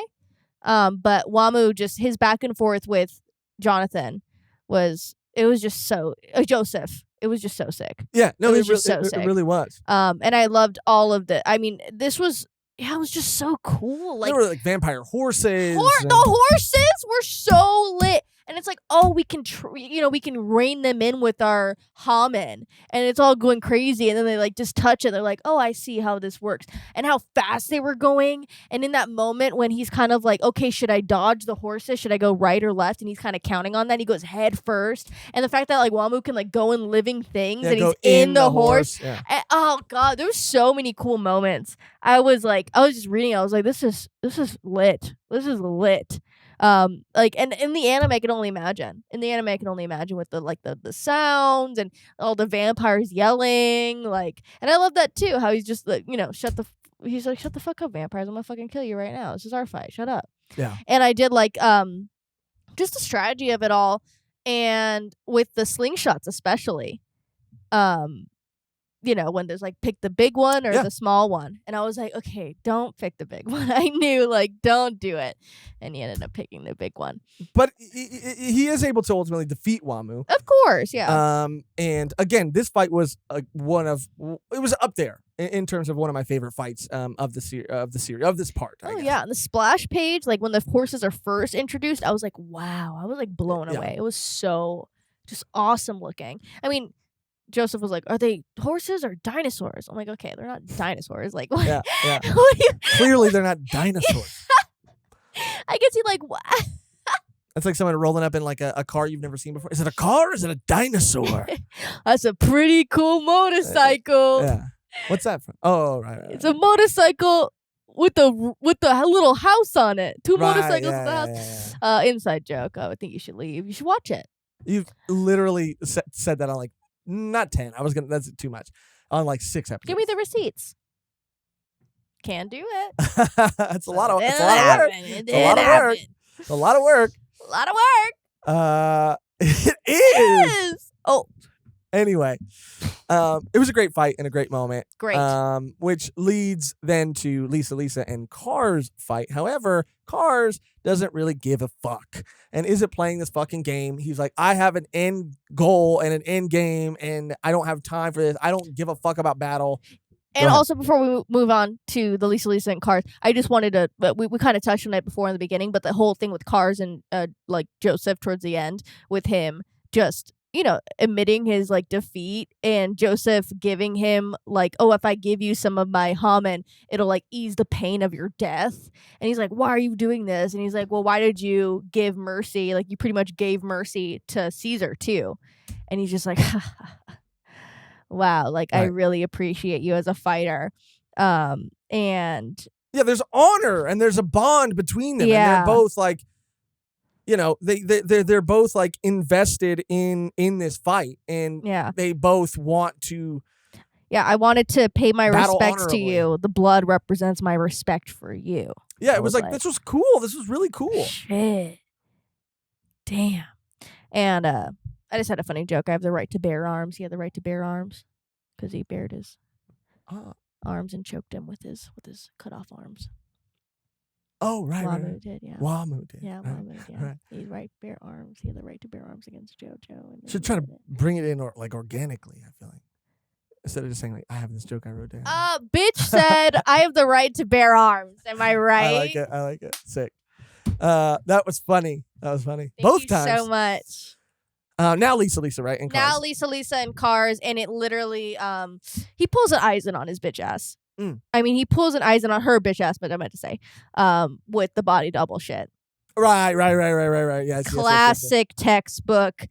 You know, I'm above all of you beings move. Right. I'm gonna do a little. Yeah, it's okay. You're so amazing. You're so advanced, and you use like the cheapest trick in the book. Like, cool. Yeah, and basically said, like, I don't give a fuck. I'm not going to play this game. And immediately just stabs the fuck out of Lisa. Like, literally wrecks her, yeah. And this, of course, pisses Jojo off, and he starts toying with Joseph. And I don't know if he starts doing this immediately, but he basically like dangles Lisa. He sews her fucking feet together. And hangs her up. Yeah. How is that even humanly possible unless it would rip your feet in half? Like, bless you. Like, what do you even mean? And all hope seems lost. It really is. This might be it for the heroes. Oh no. Until the real hero, the Nazi soldier, shows up to save the day. And our heroes and all the spectators look upon this Nazi warrior, this Nazi scum. Yeah. No, not scum, Mehgan. Not scum, Mehgan. Hero. And they say, yes, he's here. He's back. He's fuck yes. And he comes in, and I think he says like the whole SS whatever is with him too. And Speedwag is with him, and he's like, we've been working together. This man is a genius, and I love him. I love him and everything he stands for. Everything he stands for. He's the best man in the best, and he strives to be the best. And we've joined our forces, and we've concocted the perfect plan to take down these immortal beings. And he shows them, and it's like, yeah, Nazis, fuck yeah. And then we find out, lo and behold, Lisa is actually Joseph's mother. Yeah, because what's his fucking name is there too? Smokey is there. Smokey's there. I was happy to see Smokey. Why are you there? Smokey, why the fuck are you there? And Speedwagon. Like, why the fuck are you there? He wanted to go. He wanted to go. Sure. And we find out, that Lisa is Joseph's mom, which was pretty lit. Gunk. And I was like, gunk? And, it's like, yo mama, more like Jojo mama. Right. Yeah, it was good. See, you worked that one in. Yo mama, more like Joe mama. Yeah. Jojo mama. Yeah. Jojo ma's cousin, little Nepetiz. What? Why do you? Is that a movie reference? From what? School of Rock. Mehgan, you are one of the funniest people I've ever met, and your style of humor and your jokes are so good. But when you pull these obscure like references, like and you talk in movie quotes, it's city over here, and maybe that's my fault. Stop.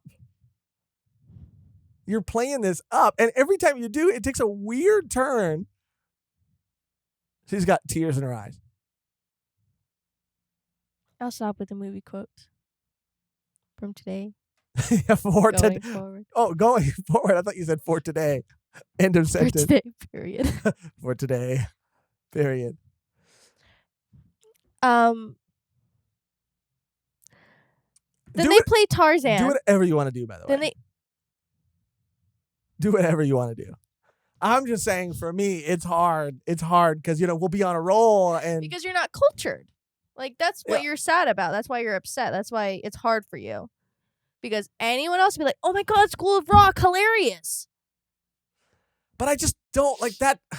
I just don't like that. And that's, again, a personal, that's a personal. You've been on a roll with that one. I just don't He's like. gonna kill me. No, He's literally gonna kill me after the episode. No, you're literally gonna kill me. I'm not gonna kill like you. You're gonna kill me. I'm not gonna kill you. If I go missing, just it's know. just like, oh yeah, zip, zap, do. Oh yeah, Napoleon You're such Dynamite. a bitch. And people go like, we watched the same movie. Whatever. But I mean, now I'm mad. I was sad. Now I'm mad. People do like that though. People do like that. I'm just not a movie quote guy. But I just don't like that. See, and again, this is what I'm talking about. When I voice my opinion, I feel like it sounds like I think I'm better than people, or I think my sense of humor is better. It's not. My sense of humor is not better than anybody else's. I just, You just don't like its personal preference. Yeah, I just don't. Because like there are people who like talk only in movie quotes, and I think those people have kind of ruined it for me, because like you don't talk only in movie quotes. You actually have your own, humor and jokes that you kind of throw in there. You're actually funny, but I feel like there's other people who just communicate in. It's like a new language, a different language where people just new dialect. Movie quotes, and it's just like, do you have a real thought? Do you have a real joke? I mean, these things exist for our entertainment, but. And to that I say, bazinga. See that now? That's funny. Thank you. That's funny. See, Hands you're are funny. sweaty. You're funny. I just think you're better than that, and maybe You that think makes. Okay, it's okay. And I just think I'm gonna get so fucking shit on this episode, and that's why I'm already like, might as well lead into it because I'm done. After I like the Tarzan bit. I'm done. He's calling him Tarzan, yet he's in a loincloth. How does that work? He goes, I'm not gonna play Tarzan with you. I'm like, bitch, you've been playing Tarzan since day one. Since day one. Like, come since on. Day one. Like, come on. Self-project much. Like, for right. real. Yeah, like, I I'm gonna play Tarzan. Yeah, it's like, oh, like chill. You look like Tarzan. Like Tarzan is, you got long hair, you got the loincloth, ripped. Like, come on. Yeah, come on, dude. I mean, you're no George of the Jungle, but no George of the Jungle. Yeah. No George of the Jungle. That's my shit right there. George of the Jungle over Tarzan, I would say. Oh, of course. I would say. It's a fact. Yeah. George. Yeah. Okay. Anyway, but yeah. So sing a song, talk about how good the movie was, but just don't go like, don't say an obscure line from that movie, because then I'm like, oh yeah, we're sharing this thing that we both love, and then you say some obscure line and like wait for me to react to it, and I'm like, is that from the movie? I don't. And then I feel like I don't like that thing, as much as you like that thing. It's okay. And I guess that's what it is. It's projecting. But Tarzan really paid off for Joseph in this moment. Yeah. He's like, I'm gonna play Tarzan with you, and then he, whips that rope around his leg, and that was lit because you thought it was over for them. Right, for sure. And this is when again the Nazi shows up to save the day. Joseph does get the upper hand for a moment, but ultimately it all leads to Cars getting the stone, putting it in the mask, and turning into the ultimate being. Now not affected by sunlight. Now not affected by Haman. I don't know how they're going to get around this. I don't know how they're going to defeat him. And the first thing I kind of thought was like, yeah, I mean, the only thing that would defeat him, like lava sounds possible. I don't know though. I mean, because he's, he can outlive all this shit. It didn't work. It didn't work. And then I was like, man, next thought I was like, he's going to have to fucking go to space. Right. He's going to have to go to space because he can't turn into like an extraterrestrial. You can't turn into something that doesn't take, the icy fate that space awaits you when you enter. So, this ability allows him to turn into any living creature. I liked that. That was pretty cool. sick. It's cool. Turns his hand to a squirrel. I love that. The squirrel not only is a zombie or a vampire, but also before that, he gets a little cheek rub.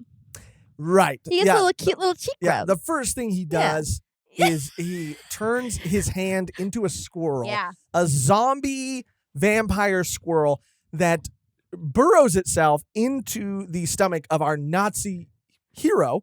And is able to, I think like that's what ends up like causing him to kind of be split in half, and then he is kind of just like a torso. Yes. For the remainder of this battle. And he's just a screaming torso for the rest of the battle.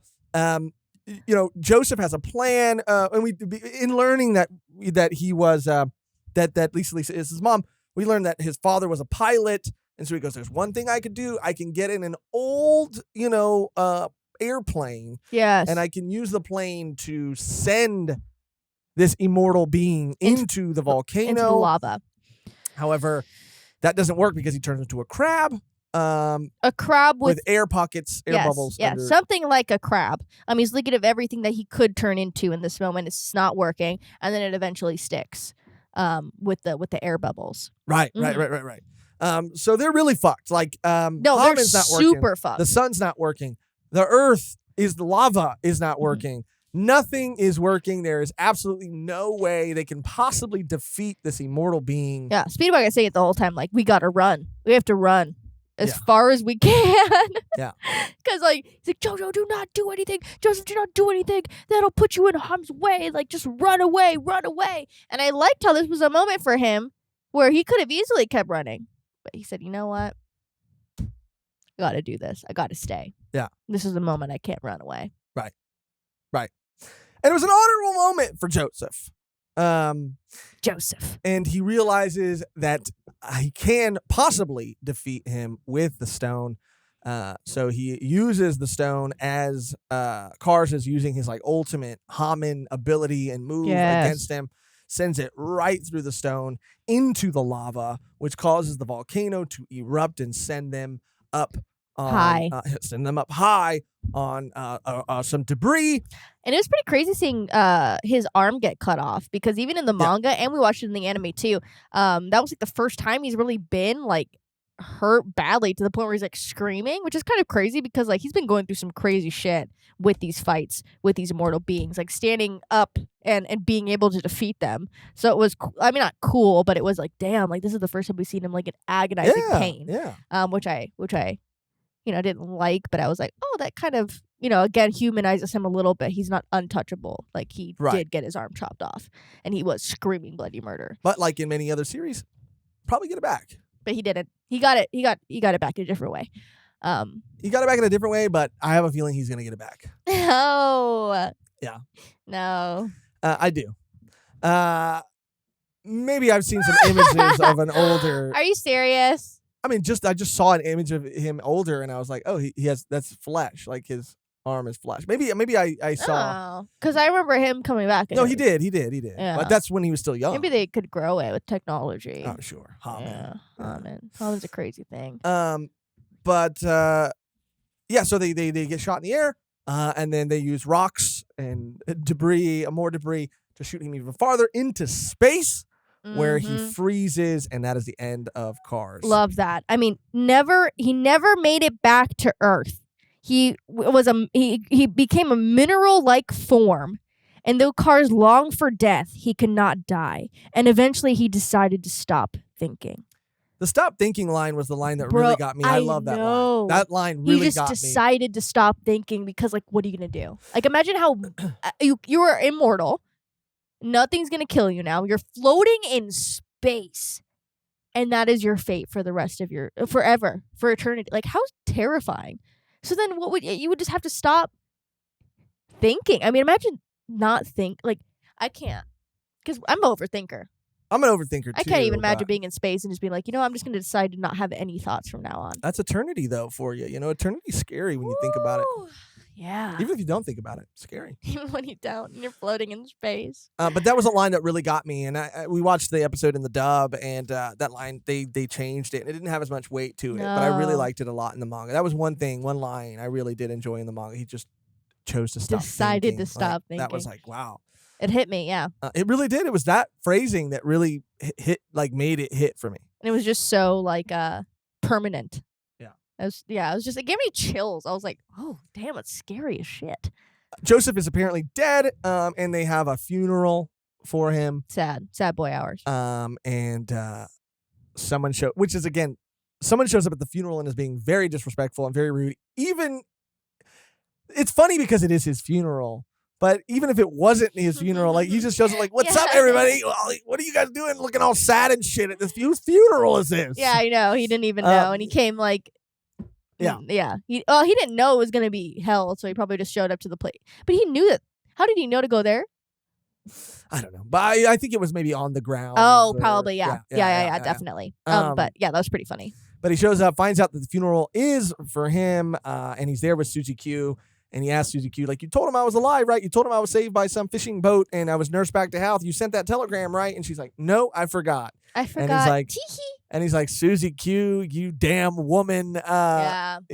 Bitches be shopping, is what he said. And I mean, yeah, the amount of lines, obviously, it'd be like, yeah, you're a woman. Yeah, we don't expect much from you. Yeah, blah, blah. And I get it's for the time, but I mean, going forward, I am curious to see how much this is still relevant in the story. right. I'm sure it's not. Because, yeah. Jolene is a protagonist eventually, and I can't imagine. I do think it is of the time. Yeah, for sure.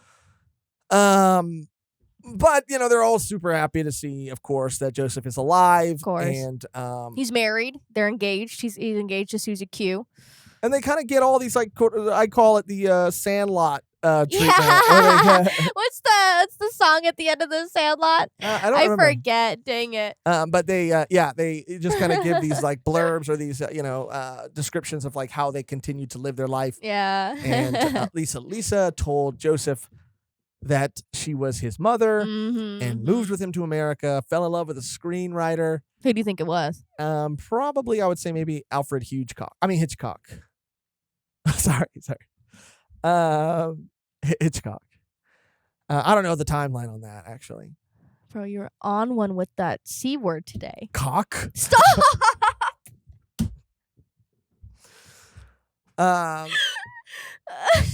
She met a screenwriter and lived a great life. And Irina died of old age. She continued to be a teacher. She died of old age all around her family. Speedwagon was single for the rest of his life. They did include that, which was very funny. Yeah, they went like he died and he never found anyone to love. Yeah, but he did create some cool stuff. Apparently, he did with the Nazis. Right. So we can't forget that. but not Stroheim, because Stroheim did have to go to war, but he went out in a blaze of glory. Let's not forget that. Yeah, he went out a noble. Yeah. A noble soldier for his country. Absolutely insane. Smokey. This was cool. Smokey. I love that. Became the first black mayor. Black mayor of his hometown. I think it was Georgia. Maybe, but either. What was it? It could have very easily could have been. I don't remember. But good for Smokey. Smokey had the fucking best. Let me see if I can. Yeah, I was like, oh my god. Fact check that. Oh yeah, right here. Right, it should be right here. Despite Robert E.O. Speedwagon,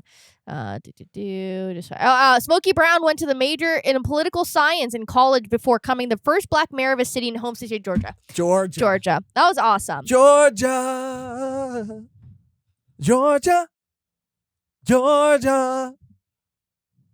Is that from a movie or something? Yeah, it's a quote from a movie.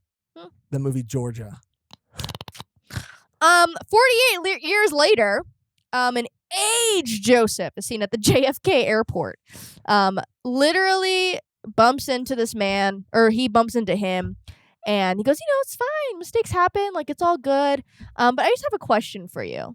It's very important. What's the question? Are you Japanese? Yeah, I am. Proud Japanese man. Oh, in that case.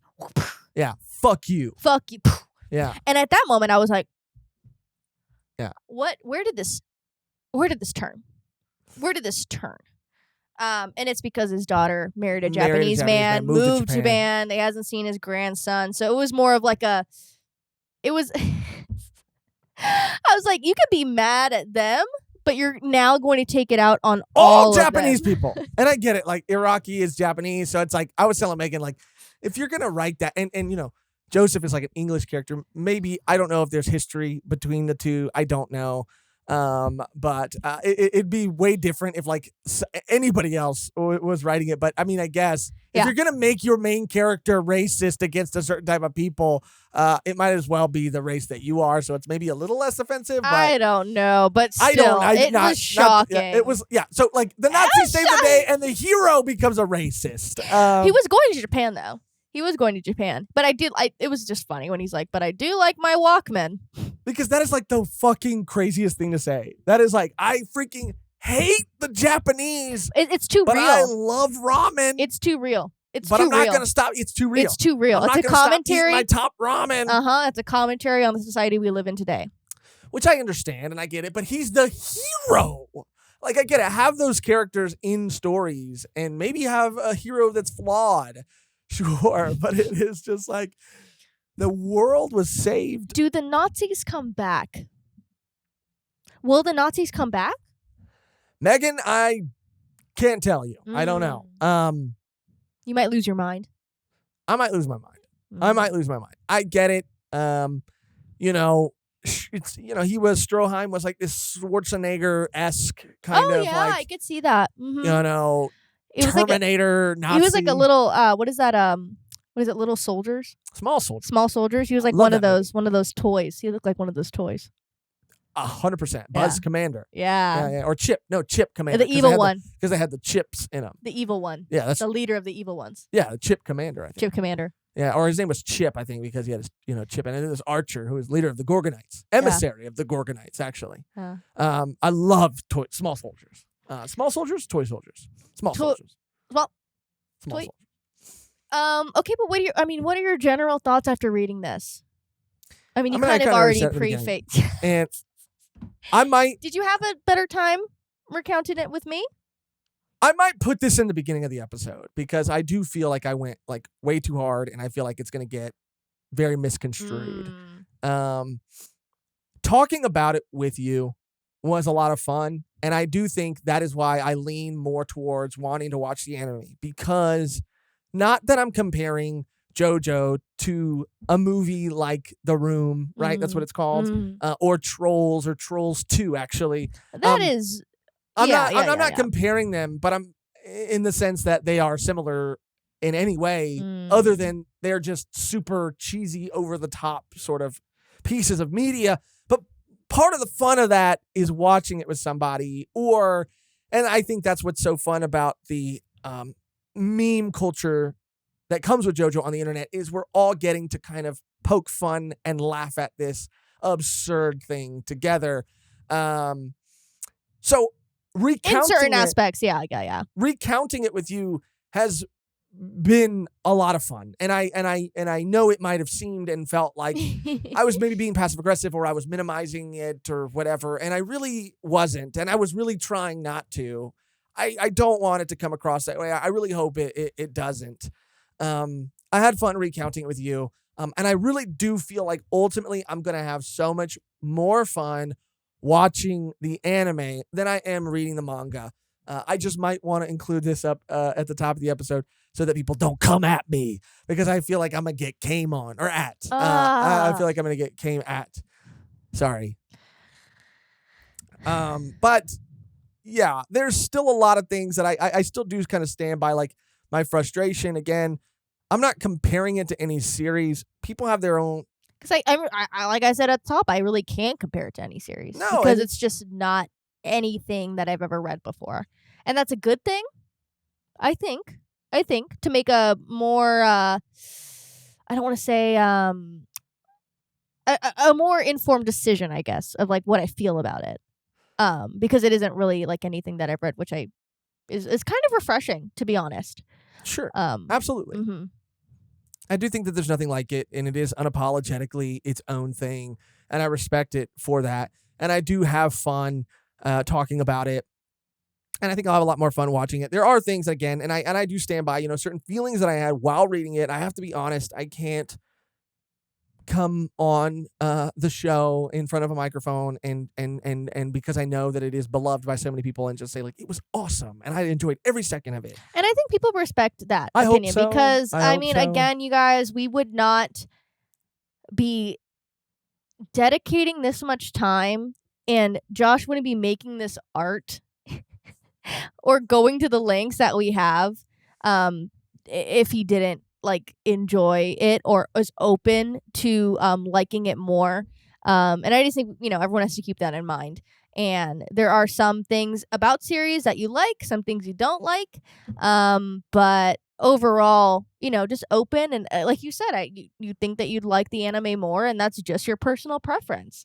And it's, again, like I'm not comparing it to anything, but it is like coming out of the series that we've come out of. And it was It was a rocky road with Bleach too. You know, there were parts of Bleach where it did feel like it was also a lot of fighting, and it was hard to connect with the characters during certain arcs. But then that last arc, the Fullbringer arc, to me and Mehgan was one of our favorites, and we had a great experience, and it was almost all worth it.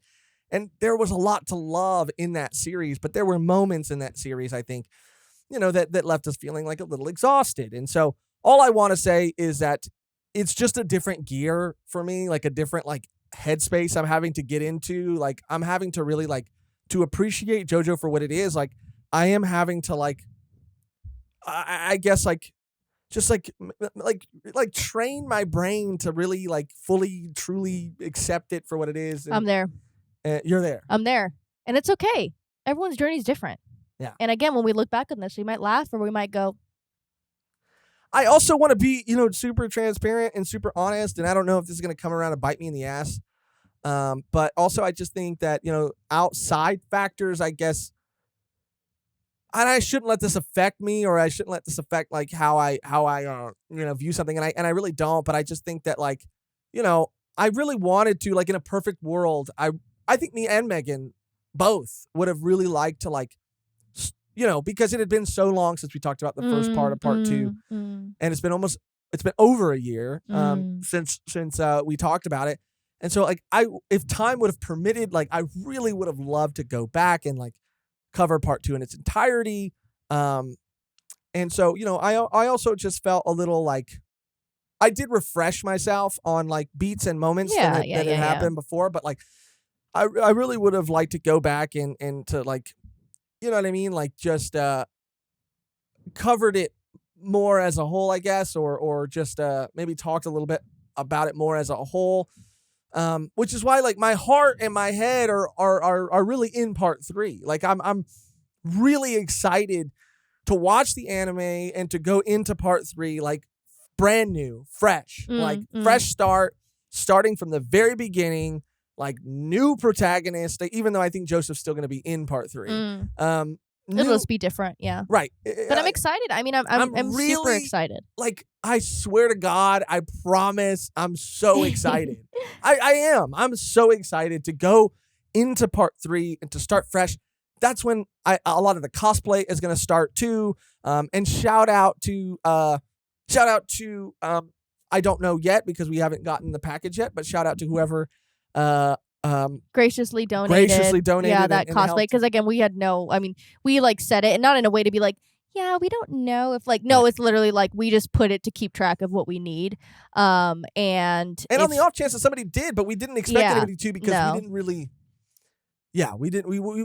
I mean, we're continuously shocked at everyone's support. And my heart, dude, I'm gonna fucking be so fucking open to the series, and I'm gonna give it everything I have, and I just want people to know that going forward. Like, if people feel like I was a little like harsh on it, or I was a little like, I don't know, out on it, or I wasn't really like, I don't know. I don't know. I just, you're entitled to your own opinion. I mean, we've read series that we've gone into, didn't like, talked about our feelings about it, and that's just how it is. And I think everyone will appreciate your honesty more than if you were to just come on here and have a smiling face and just be like, yeah, I really liked it, Yeah. And that's just integrity, I feel. I hope so. I don't know. I'm just minimizing it. I'm just being honest, and I'm open, and I'm excited, and I'm so excited to start part 3, fresh start.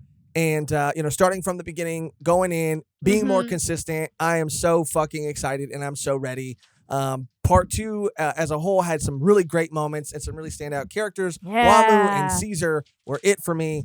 I really did like a lot of moments, but there were a lot of moments that I didn't really connect to and didn't really like as well. It was a mixed bag. Part 2 was a very mixed bag for me personally.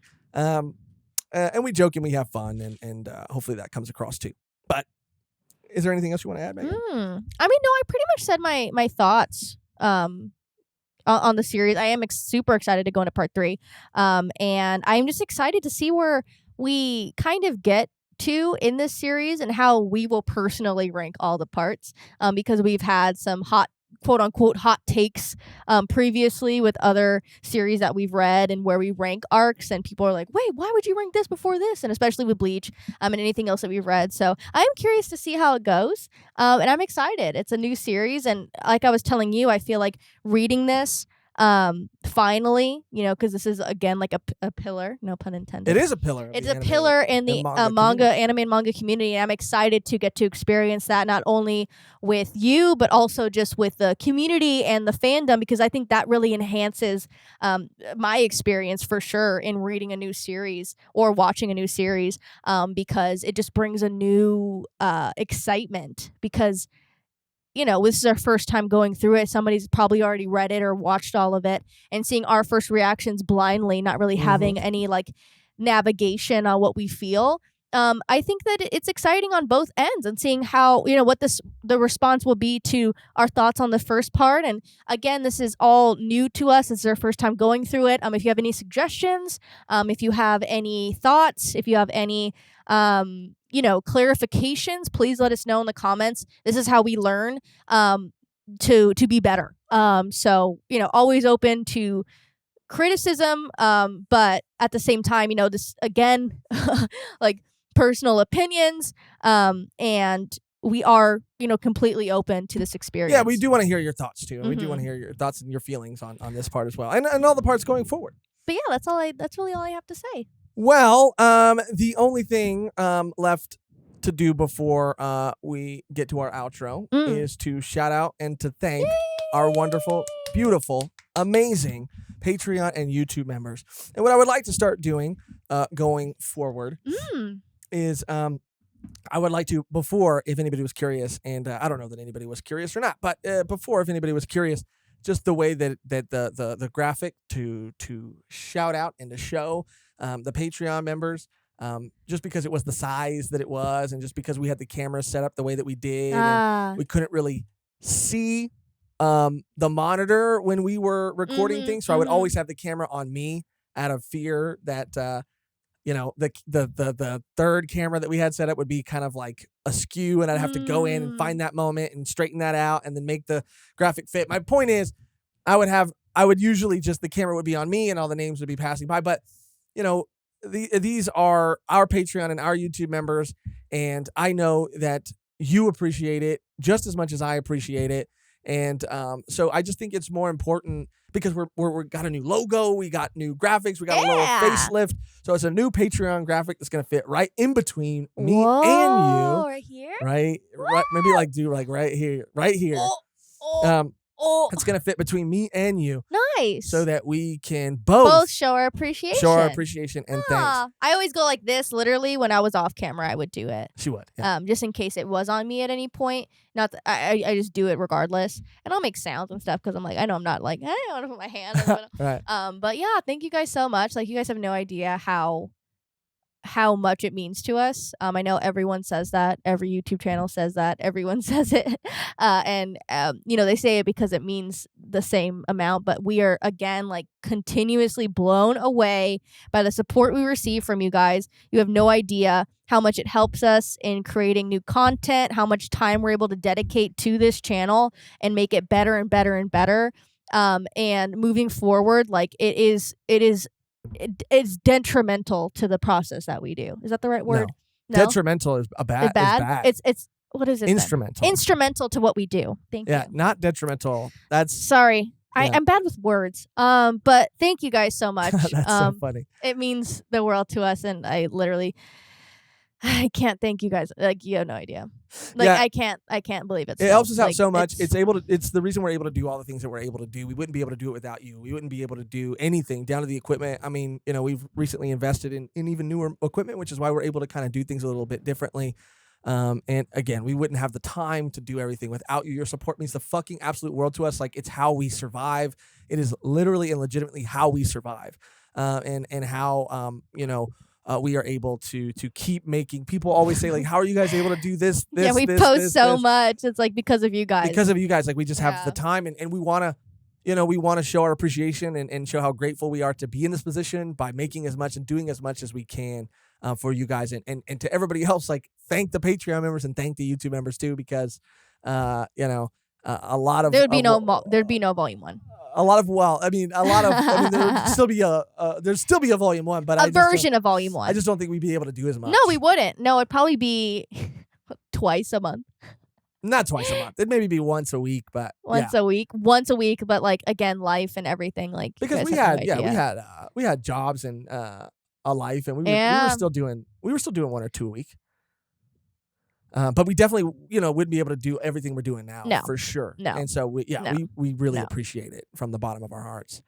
But if you are not a Patreon or YouTube member, and if you would like to become one, all you got to do to become a Patreon member is go to patreon.com/volume1pod, and all you got to do to become a YouTube member is click join somewhere next to the subscribe button on this video. What that gives you is early access to all of our video content and access to our exclusive bonus Patreon podcast, Volume 1 Extra, where we talk about everything from movies to TV shows, anime and manga, everything outside of it, everything that's happening in our personal life. We even play games sometimes. We played Nicktoons Racers in an episode recently. That was fun. A lot of fun. We got to get Mario Kart. We do have to get Mario Kart to show that Mehgan can actually beat me. Yeah. Because I dominated in that one. We're usually pretty. I mean, like I was winning, but I'm sure with more like if we're playing more, like you can get neck to neck. Like in the like there was points where we were neck to neck. Yeah. And even when we play like in the arcade, like the actual one, we're pretty like close. To first and second. So it will be entertaining. It'll be fun. But we do any and all things. We just have fun on there. It's an extra video podcast and audio podcast. And we also I think something that's really awesome that we're able to do, and we were finally able to do it for the first time. But since it worked the first time, we're going to be able to do it so many more times. We're going to be doing it all the time now, and it's going to be a big part of what we're going to be doing going forward, and that is anime reactions. We're going to be reacting to Chainsaw Man. We're going to be reacting to the 1,000-Year Blood War arc. We're going to be reacting to some One Piece episodes, and we might even, I don't know, I can't say for sure in what way or how, but we might even it leaves us open to react to even some JoJo episodes as well down the road. That would be so much fun, and we can give access now to our Patreon and YouTube members, uncut, unedited, and even the screen unblurred and all that. You can see all of that. We made some really cool, nice overlays for that too.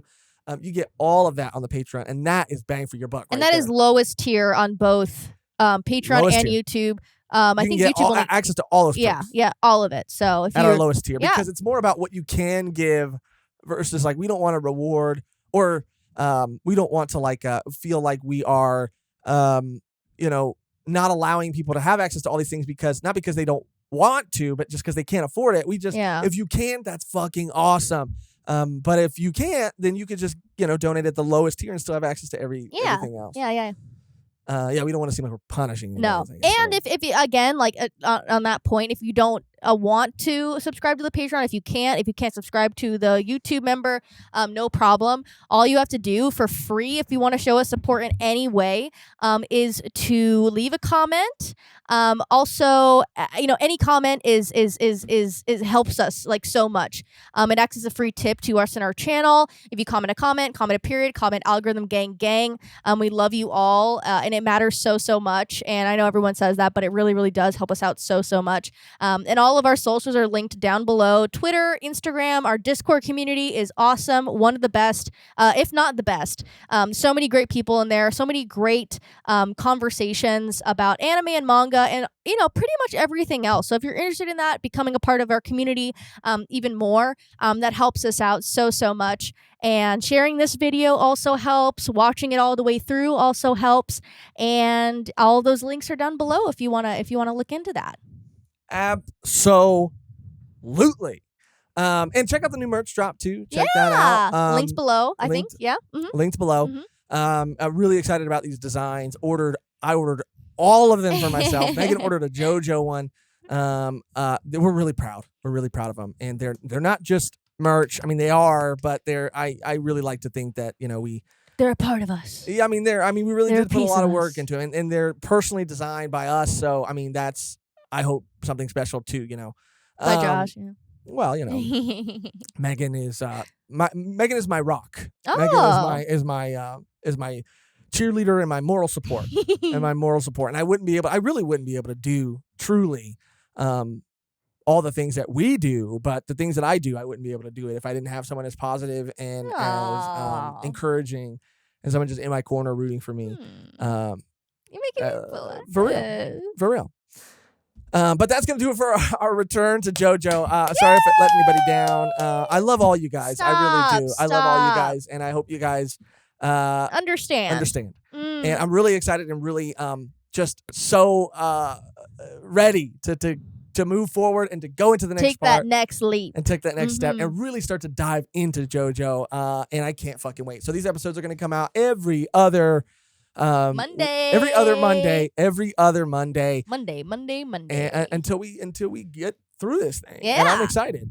So the only thing left to do now is to get out of here on our outro that is always the same and never changes, which for this episode, Mehgan, should be what?